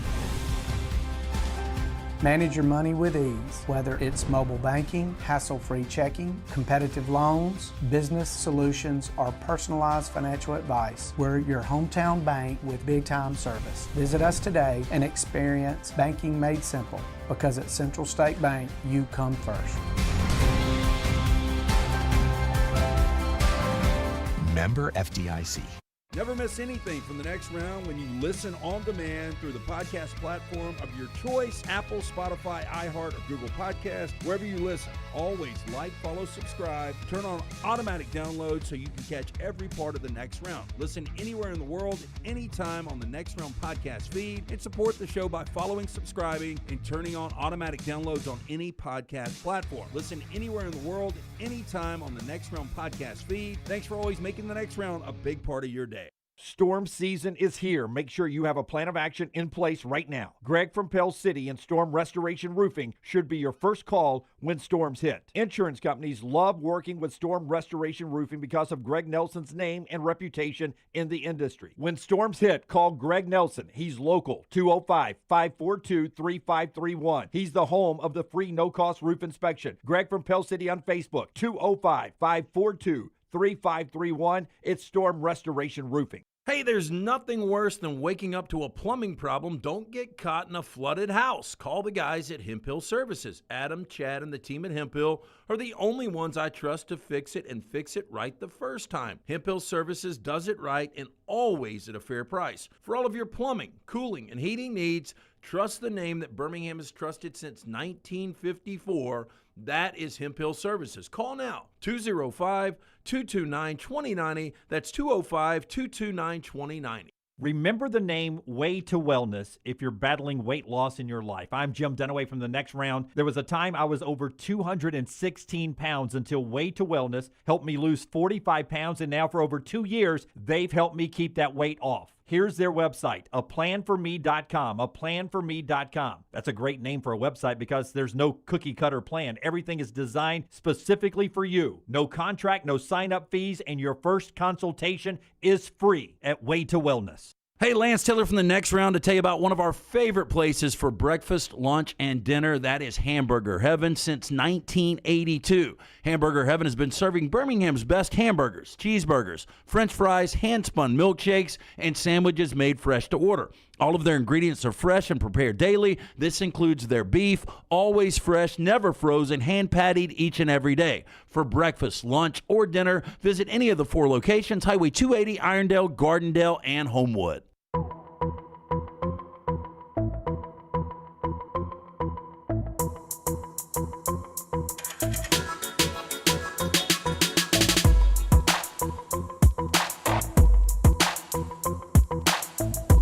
Back with you on The Next Round as we roll on. Damien, listening to the show, texts in and says, worst case scenario, I've got Alabama at 8-4. Best case scenario, I have them at 10-2. Won't be surprised if it ends up in the middle at 9-3. Yeah, how much of that is true in your opinion? Yeah, I mean, I think 9-3 or 10-2 is the number. That's why I just think 8.5 is a really, really good value. But 9-3 would be no playoff. Probably not, depending on what happens. It'd be really, really difficult. Thread, yeah. I mean, sooner or later we'll get a 3-loss team there, but with that schedule, I would find it highly unlikely that Alabama would get him with 3 losses. The problem is at 9-3, 3 of your losses are probably Georgia, Texas A&M, and LSU. Maybe not. Then all 3 of them are in the playoffs. So Yeah, but at 9-3, I mean, you maybe one top 25 win, maybe. That's going to be your problem. Your other one would be the single top 25 if you only play 4 top 25 games. So it wouldn't be a great resume. Kevin writes in and says on which game, East Carolina, 11 a.m., he's like, how many 11 a.m. games do you think Alabama has this year?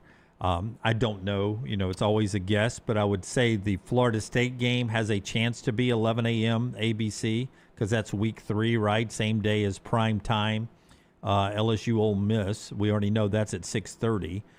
I don't know if there's a rule on how many 11 a.m. games you can have, but he says if we get a few of them, that's a few thousand a year tailgate tent shot up the you-know-what. Do we have... Alabama should never play 11 a.m. games. Never. Is there a time on that Kentucky game yet?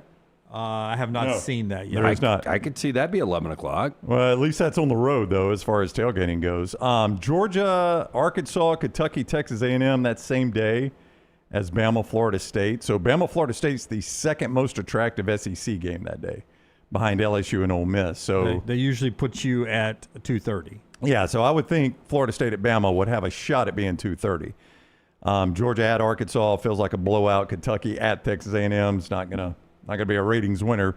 One of those two feel like your 11 o'clock game to me. So I think you're okay on Florida State at Bama at 2:30. My takeaway from East Carolina, Alabama being your 11 o'clock ABC game week 1 is how bad we've gotten in our out-of-conference schedules. That could be an ABC game. I mean, Alabama, East Carolina. Alabama was the most watched team in college football last year. They draw eyeballs. Yeah, they do. But, I mean, the fact that ABC scanned the globe and is like, there's our game. Yeah, you're going to bring us back Jeff Blake and East Carolina? I mean, maybe. I don't know how good East Carolina is supposed to be, but week 1, the fact that's your 11 a.m. ABC game does not speak very highly of your week 1 out-of-conference schedule. Yeah, so I don't know about the Florida State game, but there's a potential with it being the second most interesting game that day that is 2:30. But we've seen in the past that they put the second most interesting game at 11 a.m. to try to battle the numbers on Fox as well on the big noon kickoff when it works out that way. All right, college football conversation. What our buddy Cole Kublik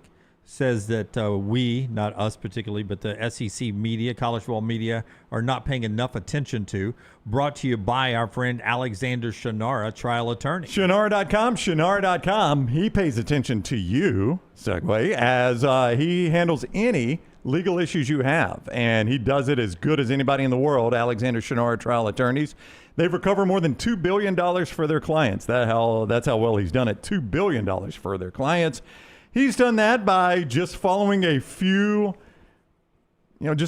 core values: integrity, mastery, passion, and success. More than $2 billion recovered by Alexander Shinara trial attorneys. Shinara.com. When you have a need for any legal issue, Shinara.com. Crane and Cone had Cole on from Jocks and SEC Network and ESPN, and he says that we should be paying more attention, making a bigger deal about Sam Leavitt's injury at LSU.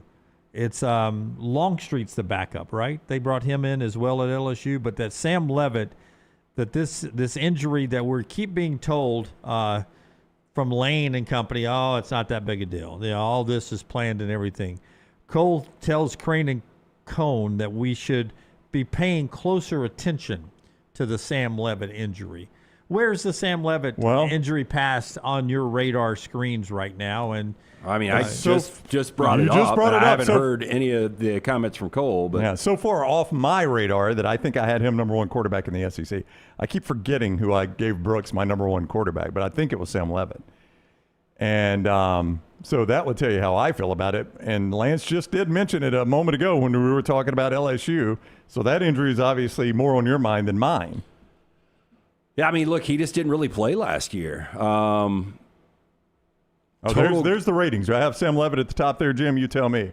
You do, yes. Okay, well, that will tell you where it was on my radar screen when we did these for Brooks. 4th for Lance and I of quarterbacks in the SEC with Sam Leavitt.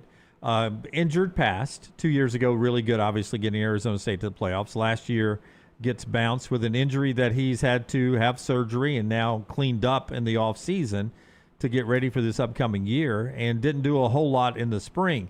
But everyone around LSU spring kept saying, don't worry about it, man. You guys are making too big a deal about it. I would think, though, if you go out and you're going to pay that money when you had other quarterbacks in the mix.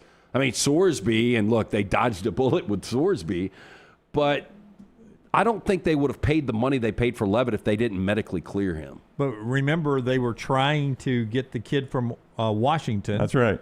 Last minute. DeMond Williams. Yeah, DeMond Williams, last minute. It was the awkward Sam Leavitt sitting next to Lane Kiffin as the news broke. They were watching an LSU basketball game, which must have been torture enough.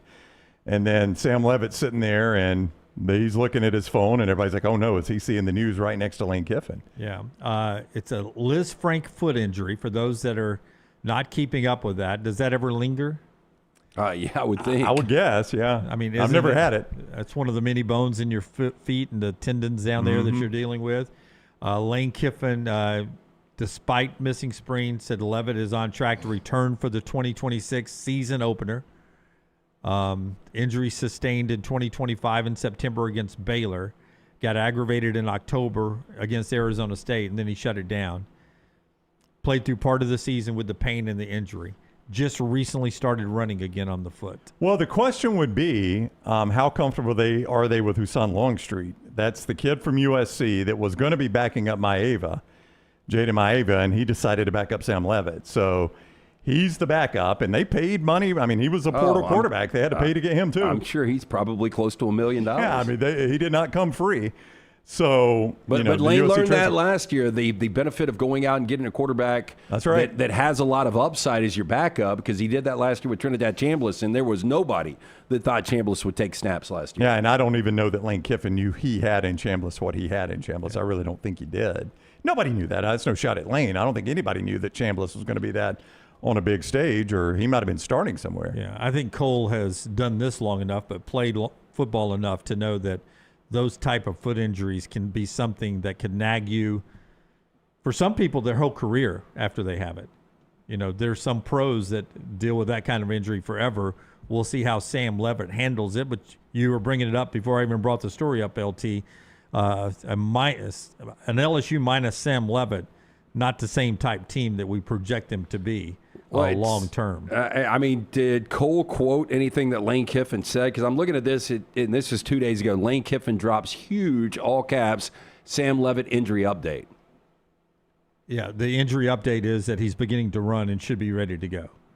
It should be, yeah. Yeah, potentially that sounds ready. Positive. Potentially ready to go for the opener. Well, see, I think that's another thing that people don't talk about. Sam Leavitt is an athletic guy. Like, he's just one of those sneaky guys that's going to extend plays, but he's going to give you. He could give you close to 500 yards on the ground this year if he's fully healthy for 12 games. Yeah, long-term concerns, according to the robot Dunaway, is development of chronic midfoot arthritis due to the cartilage damage. Obviously, that wouldn't affect you this year. Right. 100%. That would be long-term. So I don't know, to answer your question, is that one of those deals that once you've had it, you deal with it the rest of your career and it's always an issue? I don't know the answer to that. I'm no doctor, clearly. But it is. I guess it's more concerning than I gave it credit for. Yeah. Here's Cole's comment to Crane and Cone. I'm just not as confident as some people are that it's going to be an incredible year. One, talking about for LSU. It's still new. It's still different. And then he went on to say, I think the health of Sam Leavitt is something we should probably be paying more attention to and talking about. For some reason, people are sort of bypassing that and swiping left at that. I don't really get it because he didn't compete much in spring. He had another surgery. This is an injury in the past for other people that has been reoccurring to a certain extent. So you have to have some question marks next season going into the year with him. Well, look, I get that, but at the same time, if you're Lane Kiffin, are you really going to pay this kid $6 million? You wouldn't think. You would not think. And then have to go pay that much for a backup as well. Well, you just think about like the players you could get for $6 million. You got to have a quality quarterback, but to pay somebody $6 million if you don't think they're 100% healthy, just doesn't make a lot of sense. It's another surgery after he got there, though. So I'm not using the word clean it up, but another off-season surgery. So maybe it was worse than they thought when he got there. because all this stuff happens fast. You know, we talk about the portal like there's a long combine and a lead up to an NFL draft. That portal, the season ends, you take that job, you're searching for a quarterback. You're sitting courtside with Sam Leavitt while he's visiting, while you're trying to. But you can have them poked and prod, pretty quick. You're still trying to get Trinidad Chambliss from Ole Miss right. while you're getting the kid from Washington, or you're trying to get Sorsby, and then all of a sudden, when it's all left to going, you've got the Sam Leavitt on a bad will. And here's part of the problem: not putting him in the gate for the Belmont. They get to their balls in the cold water very quickly. To use your analogy from earlier, Clemson week 1. La Tech, but then you're at Ole Miss, you got Texas A&M. My point was going to be, if you had an Alabama-like schedule, you could rest Sam Leavitt some, get him off the field so he doesn't have that injury reoccurring, while also getting Hassan Longstreet some good snaps. You're not going to have that luxury. When you're at Ole Miss and hosting Texas A&M in weeks 3 and 4. I don't see it, but boy, I would absolutely love a 1-3 open. For Lane Kiffin down there. It's on the table. There's no no doubt. I mean, I go more 3-1 probably, but. By the way, 2 of those would be primetime ABC losses. The world would eat it up. If you were to tell me Sam Leavitt, if that injury does linger, then I think 1-3 is very much important. Yeah. And Cole, again, not saying that it is lingering. He says we should just be paying more attention to it than it's getting press in the college football world. Yeah. I don't know that historically LSU handles high expectations that well, do they? They do not. Like the 2019 team came out of nowhere, and to a certain extent, nobody thought Joe Burrow was going to be that. You were as high on Burrow as anybody I've heard, and you were like, guys, he's a good enough quarterback to win. You weren't like he's a Heisman Trophy winner. Going to the fourth quarter in Austin, I still thought they were going to lose the LSU game. I know. The Texas game, yeah. Yeah, I didn't think they were going to do that. One more thing, this segment being brought to you by the great folks at Hemp Hill Services. Tell us about Hemp Hill. Yeah, hey, look, it's going to be in the mid to high 80s this weekend. You need to make sure that HVAC unit is ready to keep up with the changing weather. Trust the name. Birmingham has trusted since 1954 for any plumbing, heating, cooling issue, home or business. Hard to stop a train. Call Adam, Chad, Andrew, the guys there. Tell them the next round sent you. 205-229-2090 or hemphillservices.com. More college football coming up at the top of the final hour of the show. Hour number 3, we'll get what Herb Street says about his national champion and what the ACC ADs all walked away from the ACC meetings talking about yesterday. But in basketball terms, the biggest winner from the combine so far, the NBA combine, getting ready for the draft, is Darius Acuff. Just the opposite of what we experienced with Amari Allen. He was a true 6'2" guard. And now everybody's eating up Darius Acuff, the Arkansas guard, with a spoon. Can shoot it, can handle it, and he has NBA size. I've seen him number 2. That's the highest I've seen him in a mock draft, number 2. Well, I mean, I think, just people that watch a lot of college basketball, I mean, he might be the best available. It's hard to take a guy 6'2", number 1, but. I've seen him number. I can't remember which mock draft it was done away, but I saw him number 2. But 6'2" is a good size for a point guard. Oh, right? yeah. I mean, that's fine. I mean, yeah. I mean, they're taller. I mean, I think Allen Iverson went 1 overall at 6'1", right? Oh, I always thought Iverson was 6'3", but 6'1" seems more realistic. Yeah. But that's good for Acuff. It was a fantastic game, and just a night to remember in Tuscaloosa when Arkansas and Alabama played. What was that, double overtime? I thought it was triple. It was triple because we were waiting to tee off on Odie's team trivia on a Wednesday night. Yeah. The latest ESPN mock draft has him at number 6 to the Brooklyn Nets. So there's a comparison, according to Forrester there. He's pulled up from the NBA draft folks there at TDX, 6'2" and 6'1", almost 6'2" for Damian Lillard. That's a pretty good comparison. Yeah, I like that comparison, actually. I mean, that's a great comparison for Darius Acuff. Dame, great player. I don't think he would have ever gone number 1 overall, though. But again, I mean, Acuff's one of those guys, it seems like a no-brainer. So DeBonsa is going to be the number 1 pick, right? The Wizards are taking DeBonsa. I still think Boozer and Peterson, those could be 2 and 3. There's an explanation now for Peterson's absences, whether it's the legitimate explanation or not. He's blaming it on creatine? Yeah, he's blaming it on creatine. I don't know if that's his agent trying to play. Well, they have to do something. They got to tell. Yeah, I mean, you got to explain why he was sitting out of so much action. So basically, he said he had a creatine overdose. Is that what he essentially said? That at times, that it impacted his body and caused body cramps. And one time he OD'd. He was in the emergency room convulsing. Well, how about stay away from creatine? Full body cramps. He thought he was going to die. Yeah, so that's his explanation, and it's good enough for ESPN to have him number 2 to the Jazz. So if the Jazz buy that explanation, they may take him number 2. But if Acuff is a top 10 pick, I mean, what a steal for somebody, I think. And he should be the first guard off the board. I think Peterson might be, but he should be. If not, Keaton Wagler out of Illinois, we saw the tournament he was able to have. But to me, Acuff, I mean, the upside on that guy, I mean, he could be an all-time great. More good basketball scheduling. Michigan and UConn replay of the national championship game. They're going to play each other November 6th, they announced yesterday, in Boston, TD Garden there in Boston. So that Michigan and UConn schedule, both of them loading up for the upcoming year. Joe Tipton on 3 Sports says the asking price in the basketball portal nowadays, he's got some numbers from his reporting. Top 10 point guard, $2.5 to $4 million for a point guard in the portal. Top 10 wing player, $2.5 to $4 million. Top 10 big, this is where Aiden Sherrill slides in to Indiana, between $3 and $5 million for a top 10 big. Different world. That's basketball money. Yeah, so you think that's what Sherrill probably got in Indiana, right? Oh, I mean, he had to. He's probably on the high end of that. Easily a top 10 Do you big. think there is because we brought up Sam Leavitt and $6 million. Do you think within the next 2 years we'll have a $10 million quarterback in college football? Unless the rules change, yes. Yeah, I do too. Yeah. I mean, it'll be somebody, it's going to be weird, but it'll be somebody that tears it up at a pretty well-known school and then goes to the top product, Ohio State or somebody like that. Yeah, but if you're paying $6 million now, I mean, the jump, I don't know, it was $1 million, $2 million a couple of years ago. Yeah. But just imagine, we'll use, Bryce Young was early NIL millionaire.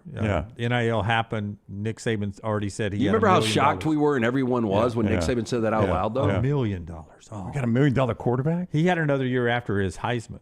Mm-hmm. Imagine if he had hit the open market. Oh, Alabama had to pay to keep him, but imagine if he had said that's not enough. Yeah, if he'd gone to USC, how much USC nowadays would pay to have had Bryce Young? Yeah, a lot of money. Yeah, because that was the first really. I don't think we'd had an NIL era Heisman winner that had to stay in college again. Well, it was the first off season we had of NIL. Yeah, and it had not gotten crazy like it has since. Right, and you had a Heisman winner who couldn't go to the NFL, so he's got to stay. So he had all the bargaining power. Yeah, look, I know Drew Mestamaker is loyal to Eric Morris going from North Texas to Oklahoma State, but let's just say as a sophomore, he tears it up in the Big 12. Yeah. Like, he his agents. He already had to fight off. I mean, on the record yesterday or this week, he had to. The coach Morris said he had to fight off Texas A&M, LSU, and Oregon, I think were the 3 teams he named. Well, see, and think about what the market would be if he does show that he can do it in a Power 4 conference as a true sophomore with his size, his arm strength. Like, I mean, if you're Mestamaker, don't you have to make a decision? Like, loyalty's one thing. I think even at that point, Eric Morris might be like, hey. You gave me a good year my first year? Yeah, thanks for getting me the job at Oklahoma State and then get me going in a good direction. That's right, yeah. Go fly, young man. Yeah, have fun at Ohio State. A viewing menu today brought to you by our friends at Michelson Laser Vision LT. Tell us about the great folks at Michelson. Yeah, 205-969-8100. The phone call I made way back in 2003. If you wear the contacts, you wear the glasses, you're wasting money each and every year. I'm speaking from experience. Dr. Mark Michelson, Dr. Jen Michelson, they are the best in the business. Make the call. Ask for Amy Toe. The next round sent you. She's going to hook you up with a hassle-free consultation. 0 to lose to find out if LASIK is right for you. For more information, michelsonlaservision.com. Alrighty, so we've got some re-releases in the theaters today, as well as early screenings for new movies. First off this afternoon, 40th anniversary. Brown, I think I can actually get you to the movies this week. Okay. Top Gun Maverick, back on the big screen. Phenomenal movies. Actually, I would like to go see Top Gun. I saw Top Gun Maverick on the big screen. I'd like to go see original Top Gun on the big screen again. That'd take me back to my childhood. That's one of the movies you need to see on the big screen. I might do that. Again, very nostalgic. But this is Brown one this of the is a movie you need to see on the big screen. One of the examples of the sequel being a better movie than the original. I love the original though. And I do too. In fact, I think we but may do 2 that. is a better movie. Maybe so. Yeah. Maybe so. I would say Maverick is a better movie, but Top Gun just has that sort of classic 80s feel where it doesn't necessarily need to be a great movie. Yeah. It just needs to have like two good songs in it. Oh, it did. We talked about it in Next Reel. Right. You know, a movie I saw over the weekend. It was called Who'll Stop the Rain, and it's based on a book, completely different name. But when they secured rights for the 1978 film of the John Fogerty song, they decided to change the title, and they play that awful song, in my opinion, 3 different times during the movie. 3 different times? Much like Berlin's Take My Breath Away, 3 different times in the original Top Gun. Yep, so you got those 2 movies, and then later tonight, early access for a new horror movie called Obsession. After breaking the mysterious one-wish willow to win his crush's heart, a hopeless romantic gets exactly what he asked for. However, he soon discovers that some desires come at a dark and sinister price. He wishes that his friend that he's had a crush on, that is not reciprocated, would love him more than anything else. He gets his wish, right? He gets his wish. And that's one of the things you never think about, like if you had that genie bottle, like how extreme it could go. Yep, might end up being a monkey's paw. Oh, that's true. Yep. Kind of sounded like you said monkey's ball, but you said paw, P-A-W. So do we release a horror flick every week day in this country? Every day. Well, yes, because they're cheaper to make, and they always make money because you can keep the budget under like 10, 20 million, and you're good. You're going to make money at that point. There's enough horror fans. Then why do we not make horror movies up here at the Next Round? Maybe we should. Next Reel Productions. We should start horror movies. Well, I tell you, yesterday on Next Reel, I brought up a show that I started watching on Apple, Widow's Bay, with Matthew Reese. Yes. From The Americans. Yeah, I can't pull the trigger on it. It scares me. Okay, well, I told Tyler this yesterday. Like, comedy is to me the most difficult thing to do at a high level. Horror is probably number 2.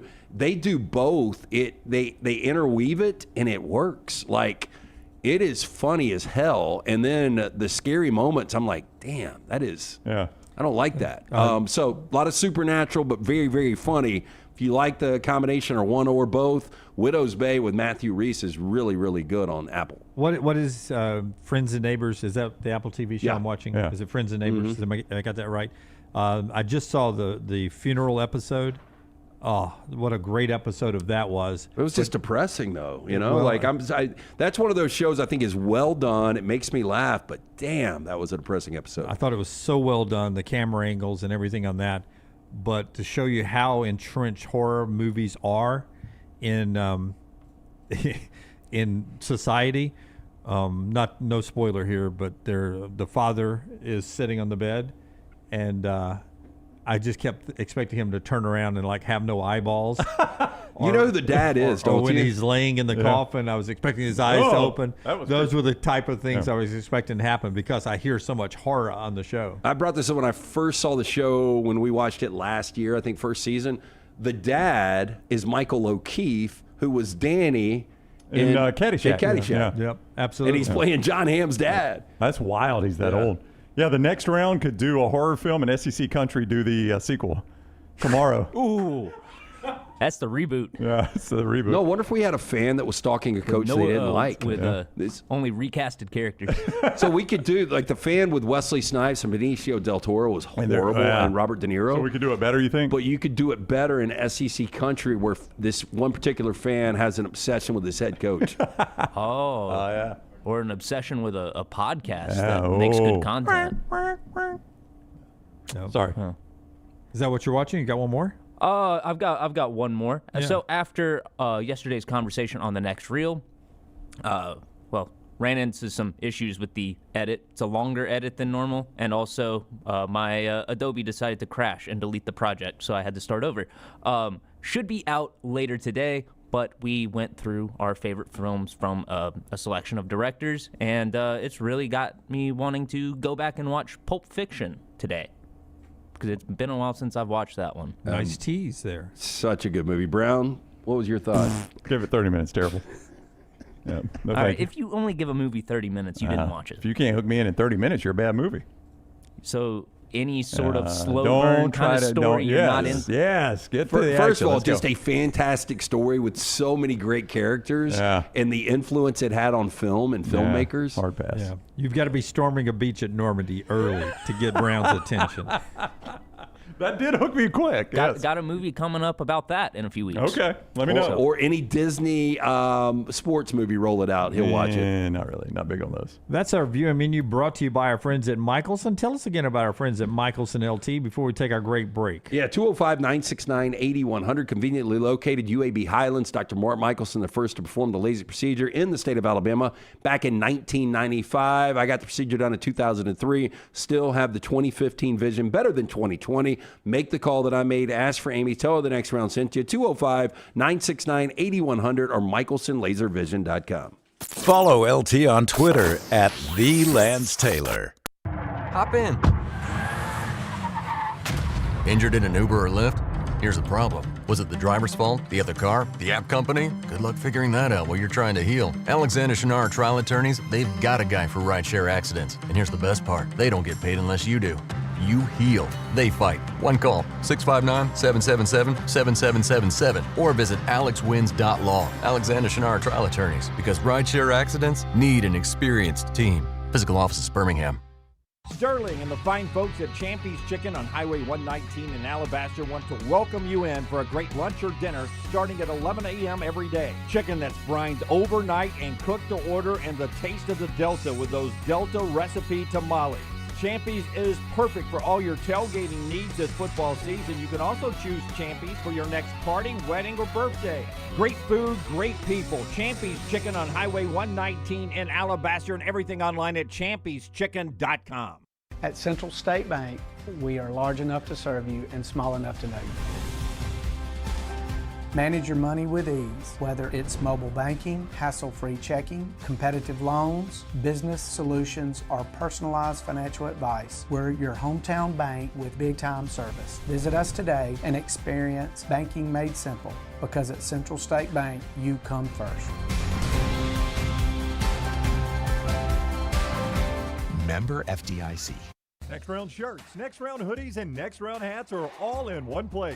Nextround.store. Find your favorite piece of gear from your favorite show and put it in your rotation. You never know. You might be in one of our videos showing next round gear being worn all over the world. Find all your favorite next round gear by visiting Nextround.store. Place an order for you and that big next round fan in your life at Nextround.store. Look your best at work, at school, at the stadium, or anywhere you go wearing next round gear from Nextround.store. Hey, for all of your IT and printing needs, reach out to our friends at Xerox Business Solutions. Look, I'm still one of those old school guys. I print my notes every single day for the show. If you watch the show here on the next round, you see all the notes in front of me.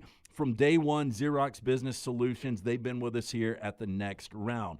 Local for over 45 years. For all of your IT and printing needs, visit XeroxBusinessSolutions.com or call 205-969-3000. That's 205-969-3000. Hey, there's nothing worse than waking up to a plumbing problem. Don't get caught in a flooded house. Call the guys at Hemp Hill Services. Adam, Chad, and the team at Hemp Hill are the only ones I trust to fix it and fix it right the first time. Hemp Hill Services does it right and always at a fair price. For all of your plumbing, cooling, and heating needs, trust the name that Birmingham has trusted since 1954.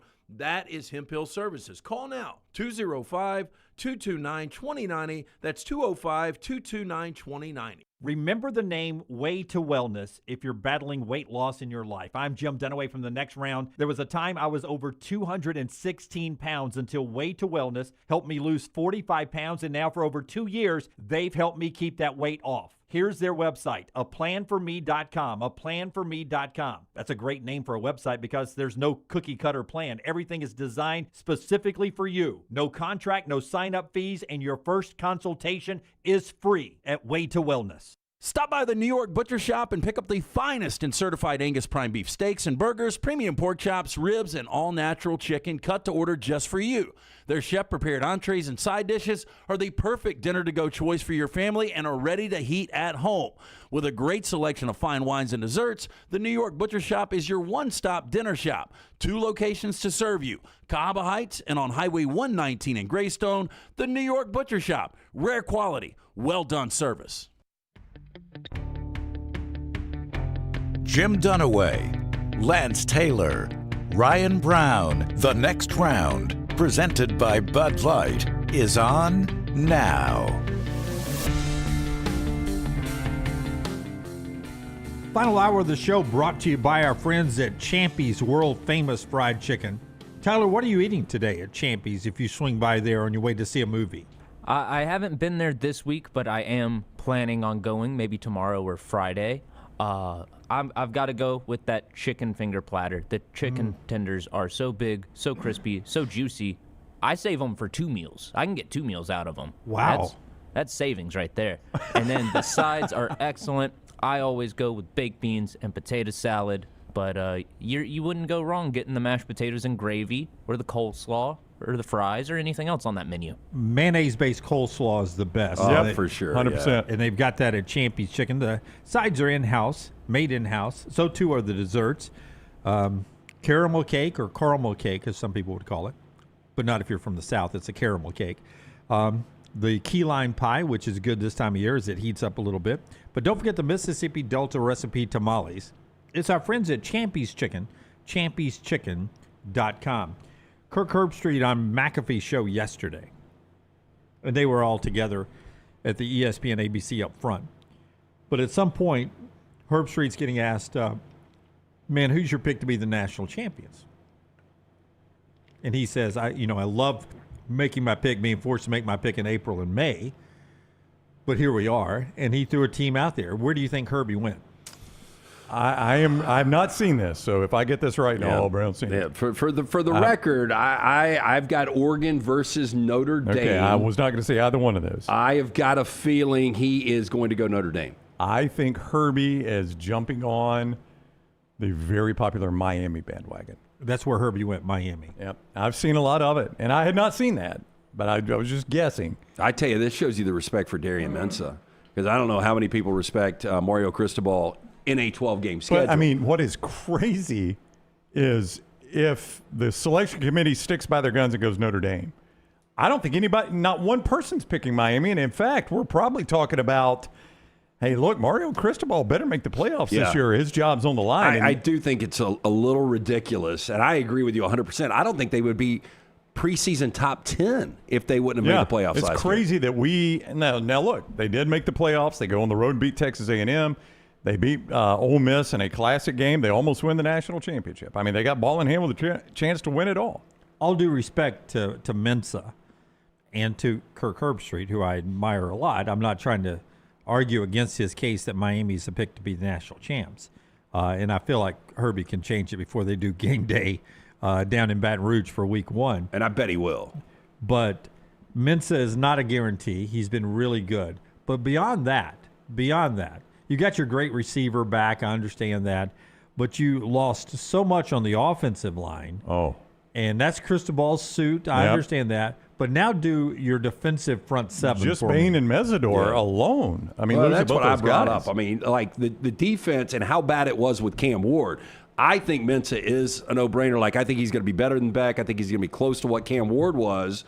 But I think the defense is going to take steps back. I mean, the defense was so freaking good. Corey Heatherman, who they brought in from Minnesota, first-year defensive coordinator there, did a tremendous job. But when you lose those two players. But they were able to run the football, physically run the football, especially in their playoff run. And then that defense, they're losing a lot more to me than, say, Ohio State, who, let's remember, going into the playoffs, Ohio State, all due respect to Indiana, I still think a lot of people felt like Ohio State was the team to beat once we got to the playoffs. Indiana's replacing a lot on defense, and they got a new quarterback too. Everybody changes, but Ohio State's got a lot back to me. Oregon's got a lot back and a great portal addition that they've been bringing in. To me, it comes down right now, and we'll make our official picks later on. But to me, it's an Oregon-Ohio State discussion. And Notre Dame. I think personally, for me, Lance, teams I know I would go in front of Miami are Texas, Ohio. I'm not guaranteed on Texas. Go ahead. But I'd have them in front of Miami. Now, they may end up being my pick. I don't know. I'd have them in front of Miami. Oh, that's what I'm saying. Yeah. I don't necessarily have Texas ahead of Right. Miami. I do. Texas, Ohio State, Oregon. Ohio State and Oregon, yes, for me. I think I would have Notre Dame in front of Miami. 100% for me. So there's 4 right there that I know for certain I would have in front of Miami. The question 3. would be, do I add in Georgia, Alabama. Right. Yeah, I don't know. I don't know about those. Texas Alabama, Tech with the LSU. schedule. No, I wouldn't put Texas Tech in front of them. If I don't necessarily have anybody out of the SEC ahead of Miami, not saying they won't all finish ahead of Miami, but I definitely have Ohio State, Oregon, and Notre Dame. Yeah. It's just funny. As we said here in May. But you think about, like, the best player in college football outside of Jeremiah Smith might be Malachi Toney. So you got Toney coming back. You mentioned running the football. Mark Fletcher is a really, really good running back. And then you bring in Darian Mensah. The offense is going to be fine because I think the offensive line will get worked out. I just don't know what to expect defensively. It's just funny, and we do this in all sports. It's not a shot at Miami. But, I mean, you think about last year. They play that game at Texas A&M. There's gale force winds. A&M's kicker could not figure them out. Any one of those field goals A&M's kicker makes, they probably win that game. Then you play Ole Miss. Controversial play at the end. Like, I think there was clear pass interference at the end of the Ole Miss game. That's pass interference in the end zone. Ole Miss is going to have one untimed down from the 2 if they actually make that call. So, I mean, like, if either one, they're one play away in both those games from not even advancing, yet they do, and they deserve credit for that. But I think all these projections are based on that, and you're like, man, they were within a razor's edge of not even playing Indiana. Nobody brings up that call. What, the Ole Miss call? Yeah. It was clear pass interference. Absolutely clear. Now, you don't get that call. I get it on Hail Marys, but that wasn't even a Hail Mary. That was an actual offensive play. Gutter Cap gives us one more college football thing today, and one more thing you need to do for your home is clean those gutters out one last time and get them capped. Yeah, if you've done it before, you know what a pain in the ass it is. It's a dirty, dangerous job. Imagine getting the ladder out. You slip, you fall, you snap the neck and die. No good to the wife or kids. Make the phone call to Chris Stewart today. He will come out, give you an absolutely free estimate. They'll clean the gutters one final time. Then they'll install the patented aluminum patent system that is called Gutter Cap. Fits over most existing gutters. It will keep everything out but the rainwater. 205-823-2212 or guttercapbirmingham.com. Quickly, before we get to trash in this segment coming up here, out of the ACC meetings, spring meetings, Amelia Island, Ross Dellinger reporting that the ACC ADs joined their coaches in supporting now a 24-team playoff. And Ross's sources say inside the room it wasn't close. It was a consensus that the ADs and the coaches at the ACC spring meetings are now joining the Big 10, the Big 12, and the American Football Coaches Association in supporting the 24-team playoff. I'm not surprised with the ACC. I mean, it just means more teams for them. I mean, the ACC came really, really close to not getting a team in. That's right. And the two teams that played in Charlotte in their primo game did not get in. Yeah. It took an 11th hour pardon from the governor for their one team to get in. I mean, this is the difference in maybe not even getting one in to getting two in almost every year. Mike Norvell says that it would be a competitive field at 24, and he does want some combination of automatic and at-large bids. That from Ross Dellinger in the spring meetings at the ACC. Greg Sankey continues to dig Hills in. Can you do this? I mean, with Greg Sankey completely against it and the SEC completely against it. So let me just make a point on what Greg, I believe, is doing. I think Greg is being a smart businessman. I think what Greg Sankey is doing is he is, instead of saying, hey, we're going to do a 24-team playoff, what will you guys pay us for our 24-team playoff? He is saying, hey, guys, what will you pay us if we go to a 24-team playoff? He's doing it sort of, let's get the price tag. You convince me to do it rather than me convince you to pay us for it. That's right. If we go ahead and commit to 24, then we've committed to 24. Now the ball is in ESPN and ABC and Fox's court. They know we're going to 24, and we're not setting the terms of the negotiation. If we're at 12 and we're going to stay at 12, and you've already got a contract with us at 12, you want more inventory? What are you going to pay us for that? Yeah. And we'll think about doing it at that point. Greg Sankey, to me, is being smart business-wise.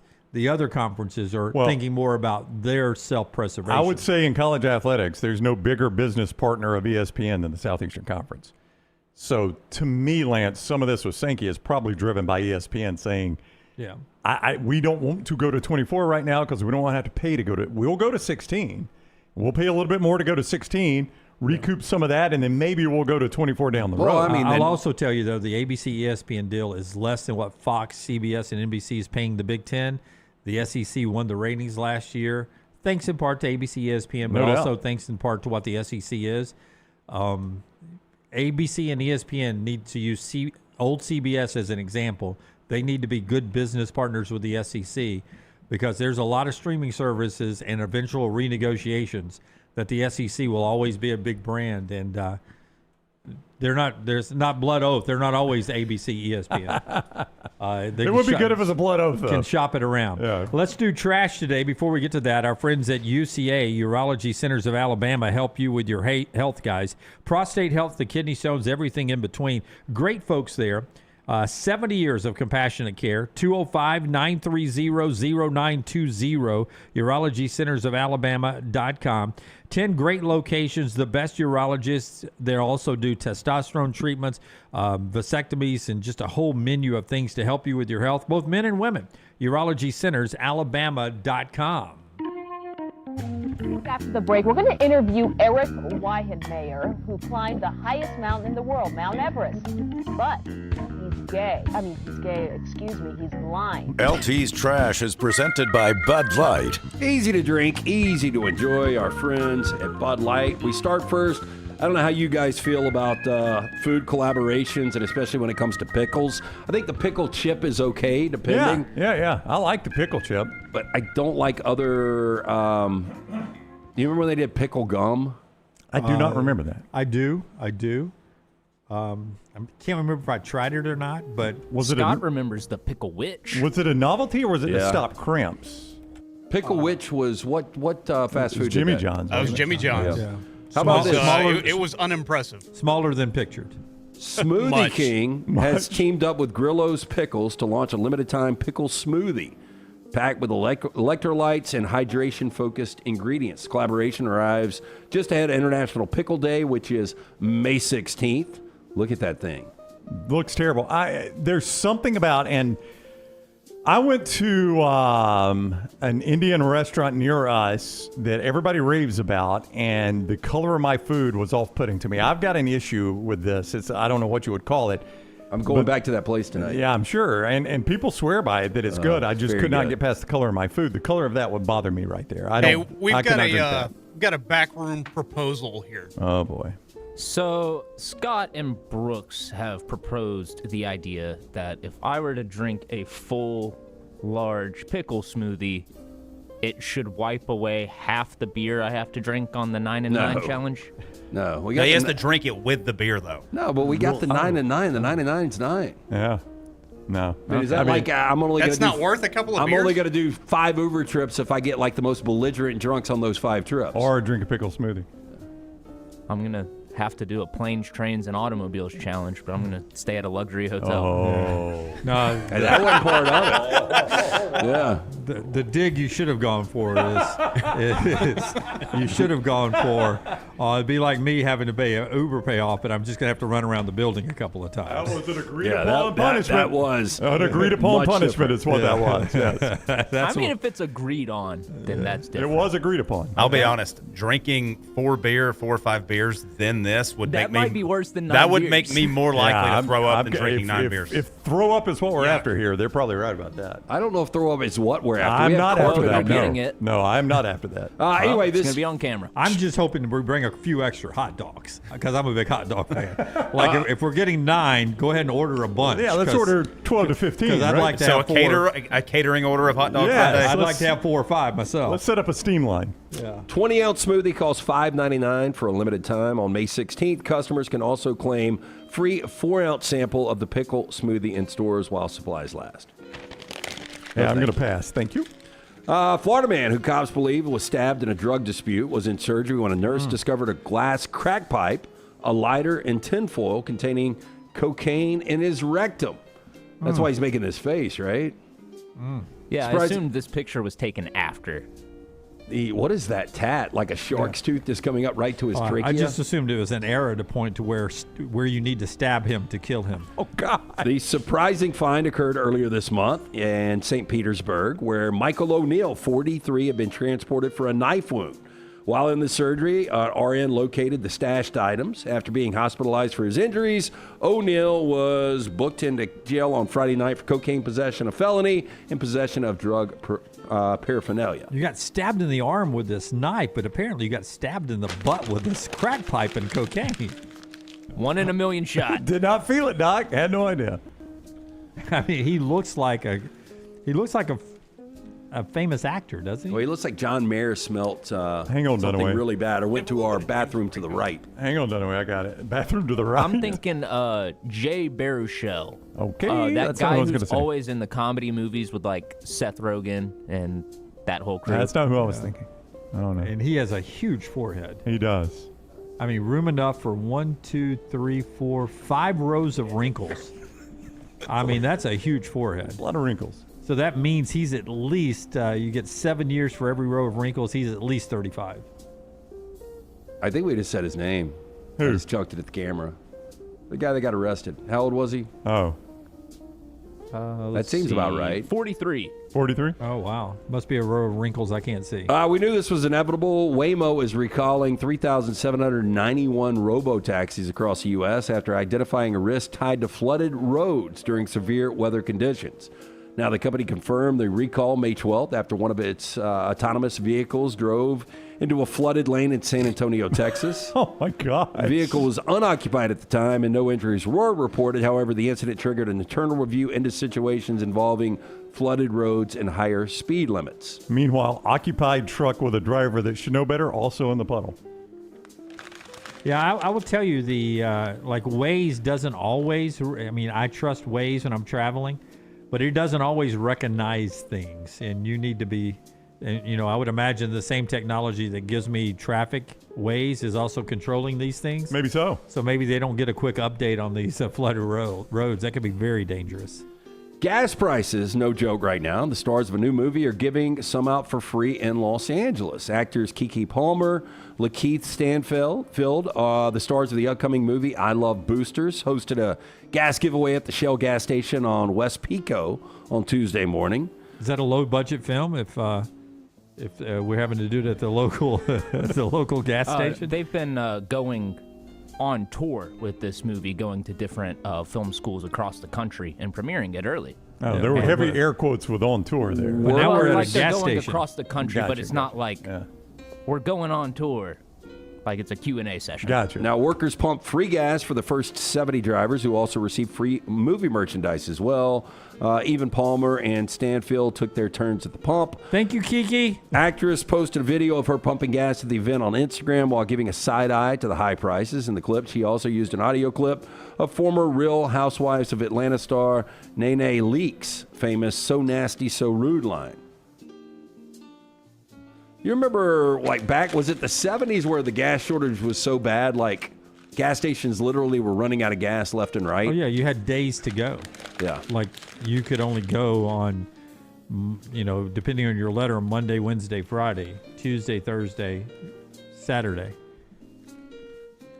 I can't imagine us ever living in that world again. Fingers crossed, because Did you see a lot of cars on the side of the road that ran out? Yeah. I think by and large, though, people were respectful of that and did it. They would not be today. I mean, it would be mass chaos today. But back then you were doing the American thing. That's right. It was your day to go get gas. It'd be mass chaos today.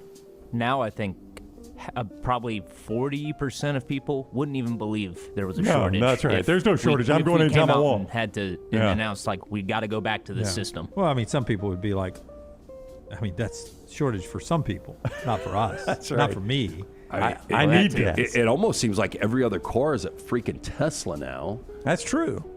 Worst cars in the world. They're not a sponsor, are they? Who, Tesla? No. Tesla. No. Worst cars in the world to be close to on the interstate, because I was going to say to do anything. they're just not the I don't know if they're driving without the hands or if they're adjusting their speeds inaccurately, but I had one on my way back from up at Duke, because I drove up on the way back, and I had one that I passed 16 times, and I was holding my speed. Oh, I hate that. They go up and fall back, go up and fall back. It would pass me, and then it would fall back. Pass me and fall back. Yeah, Tesla drivers are the new BMW drivers. Like, whenever you see one on the road, you just try and get away. Yeah. Which I don't understand. The Tesla's supposed to drive itself, but I see the most just idiotic driving from Teslas. Yeah, I did catch a. Are you done? Yeah. I did catch a shiv in the sidewall of a tire on my way up through Atlanta construction, right near Sugar Mountain exit, Sugar Loaf, something like that. Oh yeah, Sugarloaf. Yeah. On the far side of town, alarms go off. You know, my air pressure is dropping quickly, and I'm 3 lanes over, so I start to get over. The exit's coming up, and it's like 18 pounds, 17 pounds, 16 pounds. It's going down like that. Stop at the stop like 11 pounds, 10 pounds. Bad feeling. I turn left. I don't know where I am. 9 pounds. Ford dealership right there. And I pull in right there. Wow. I pull in. I'm like, hey, I've got a flat. I was going to ask you if you called AAA because we remember when you tried to change. Yeah, but 3 I got hours later, AAA, and, right? and I pull into their service department. I've never been to a car dealership anywhere in the world. There was nobody in line at the service department. Oh, really? So Yeah, I they pulled got you right in? 6 people standing by waiting for their first customer to roll in. How long did it take?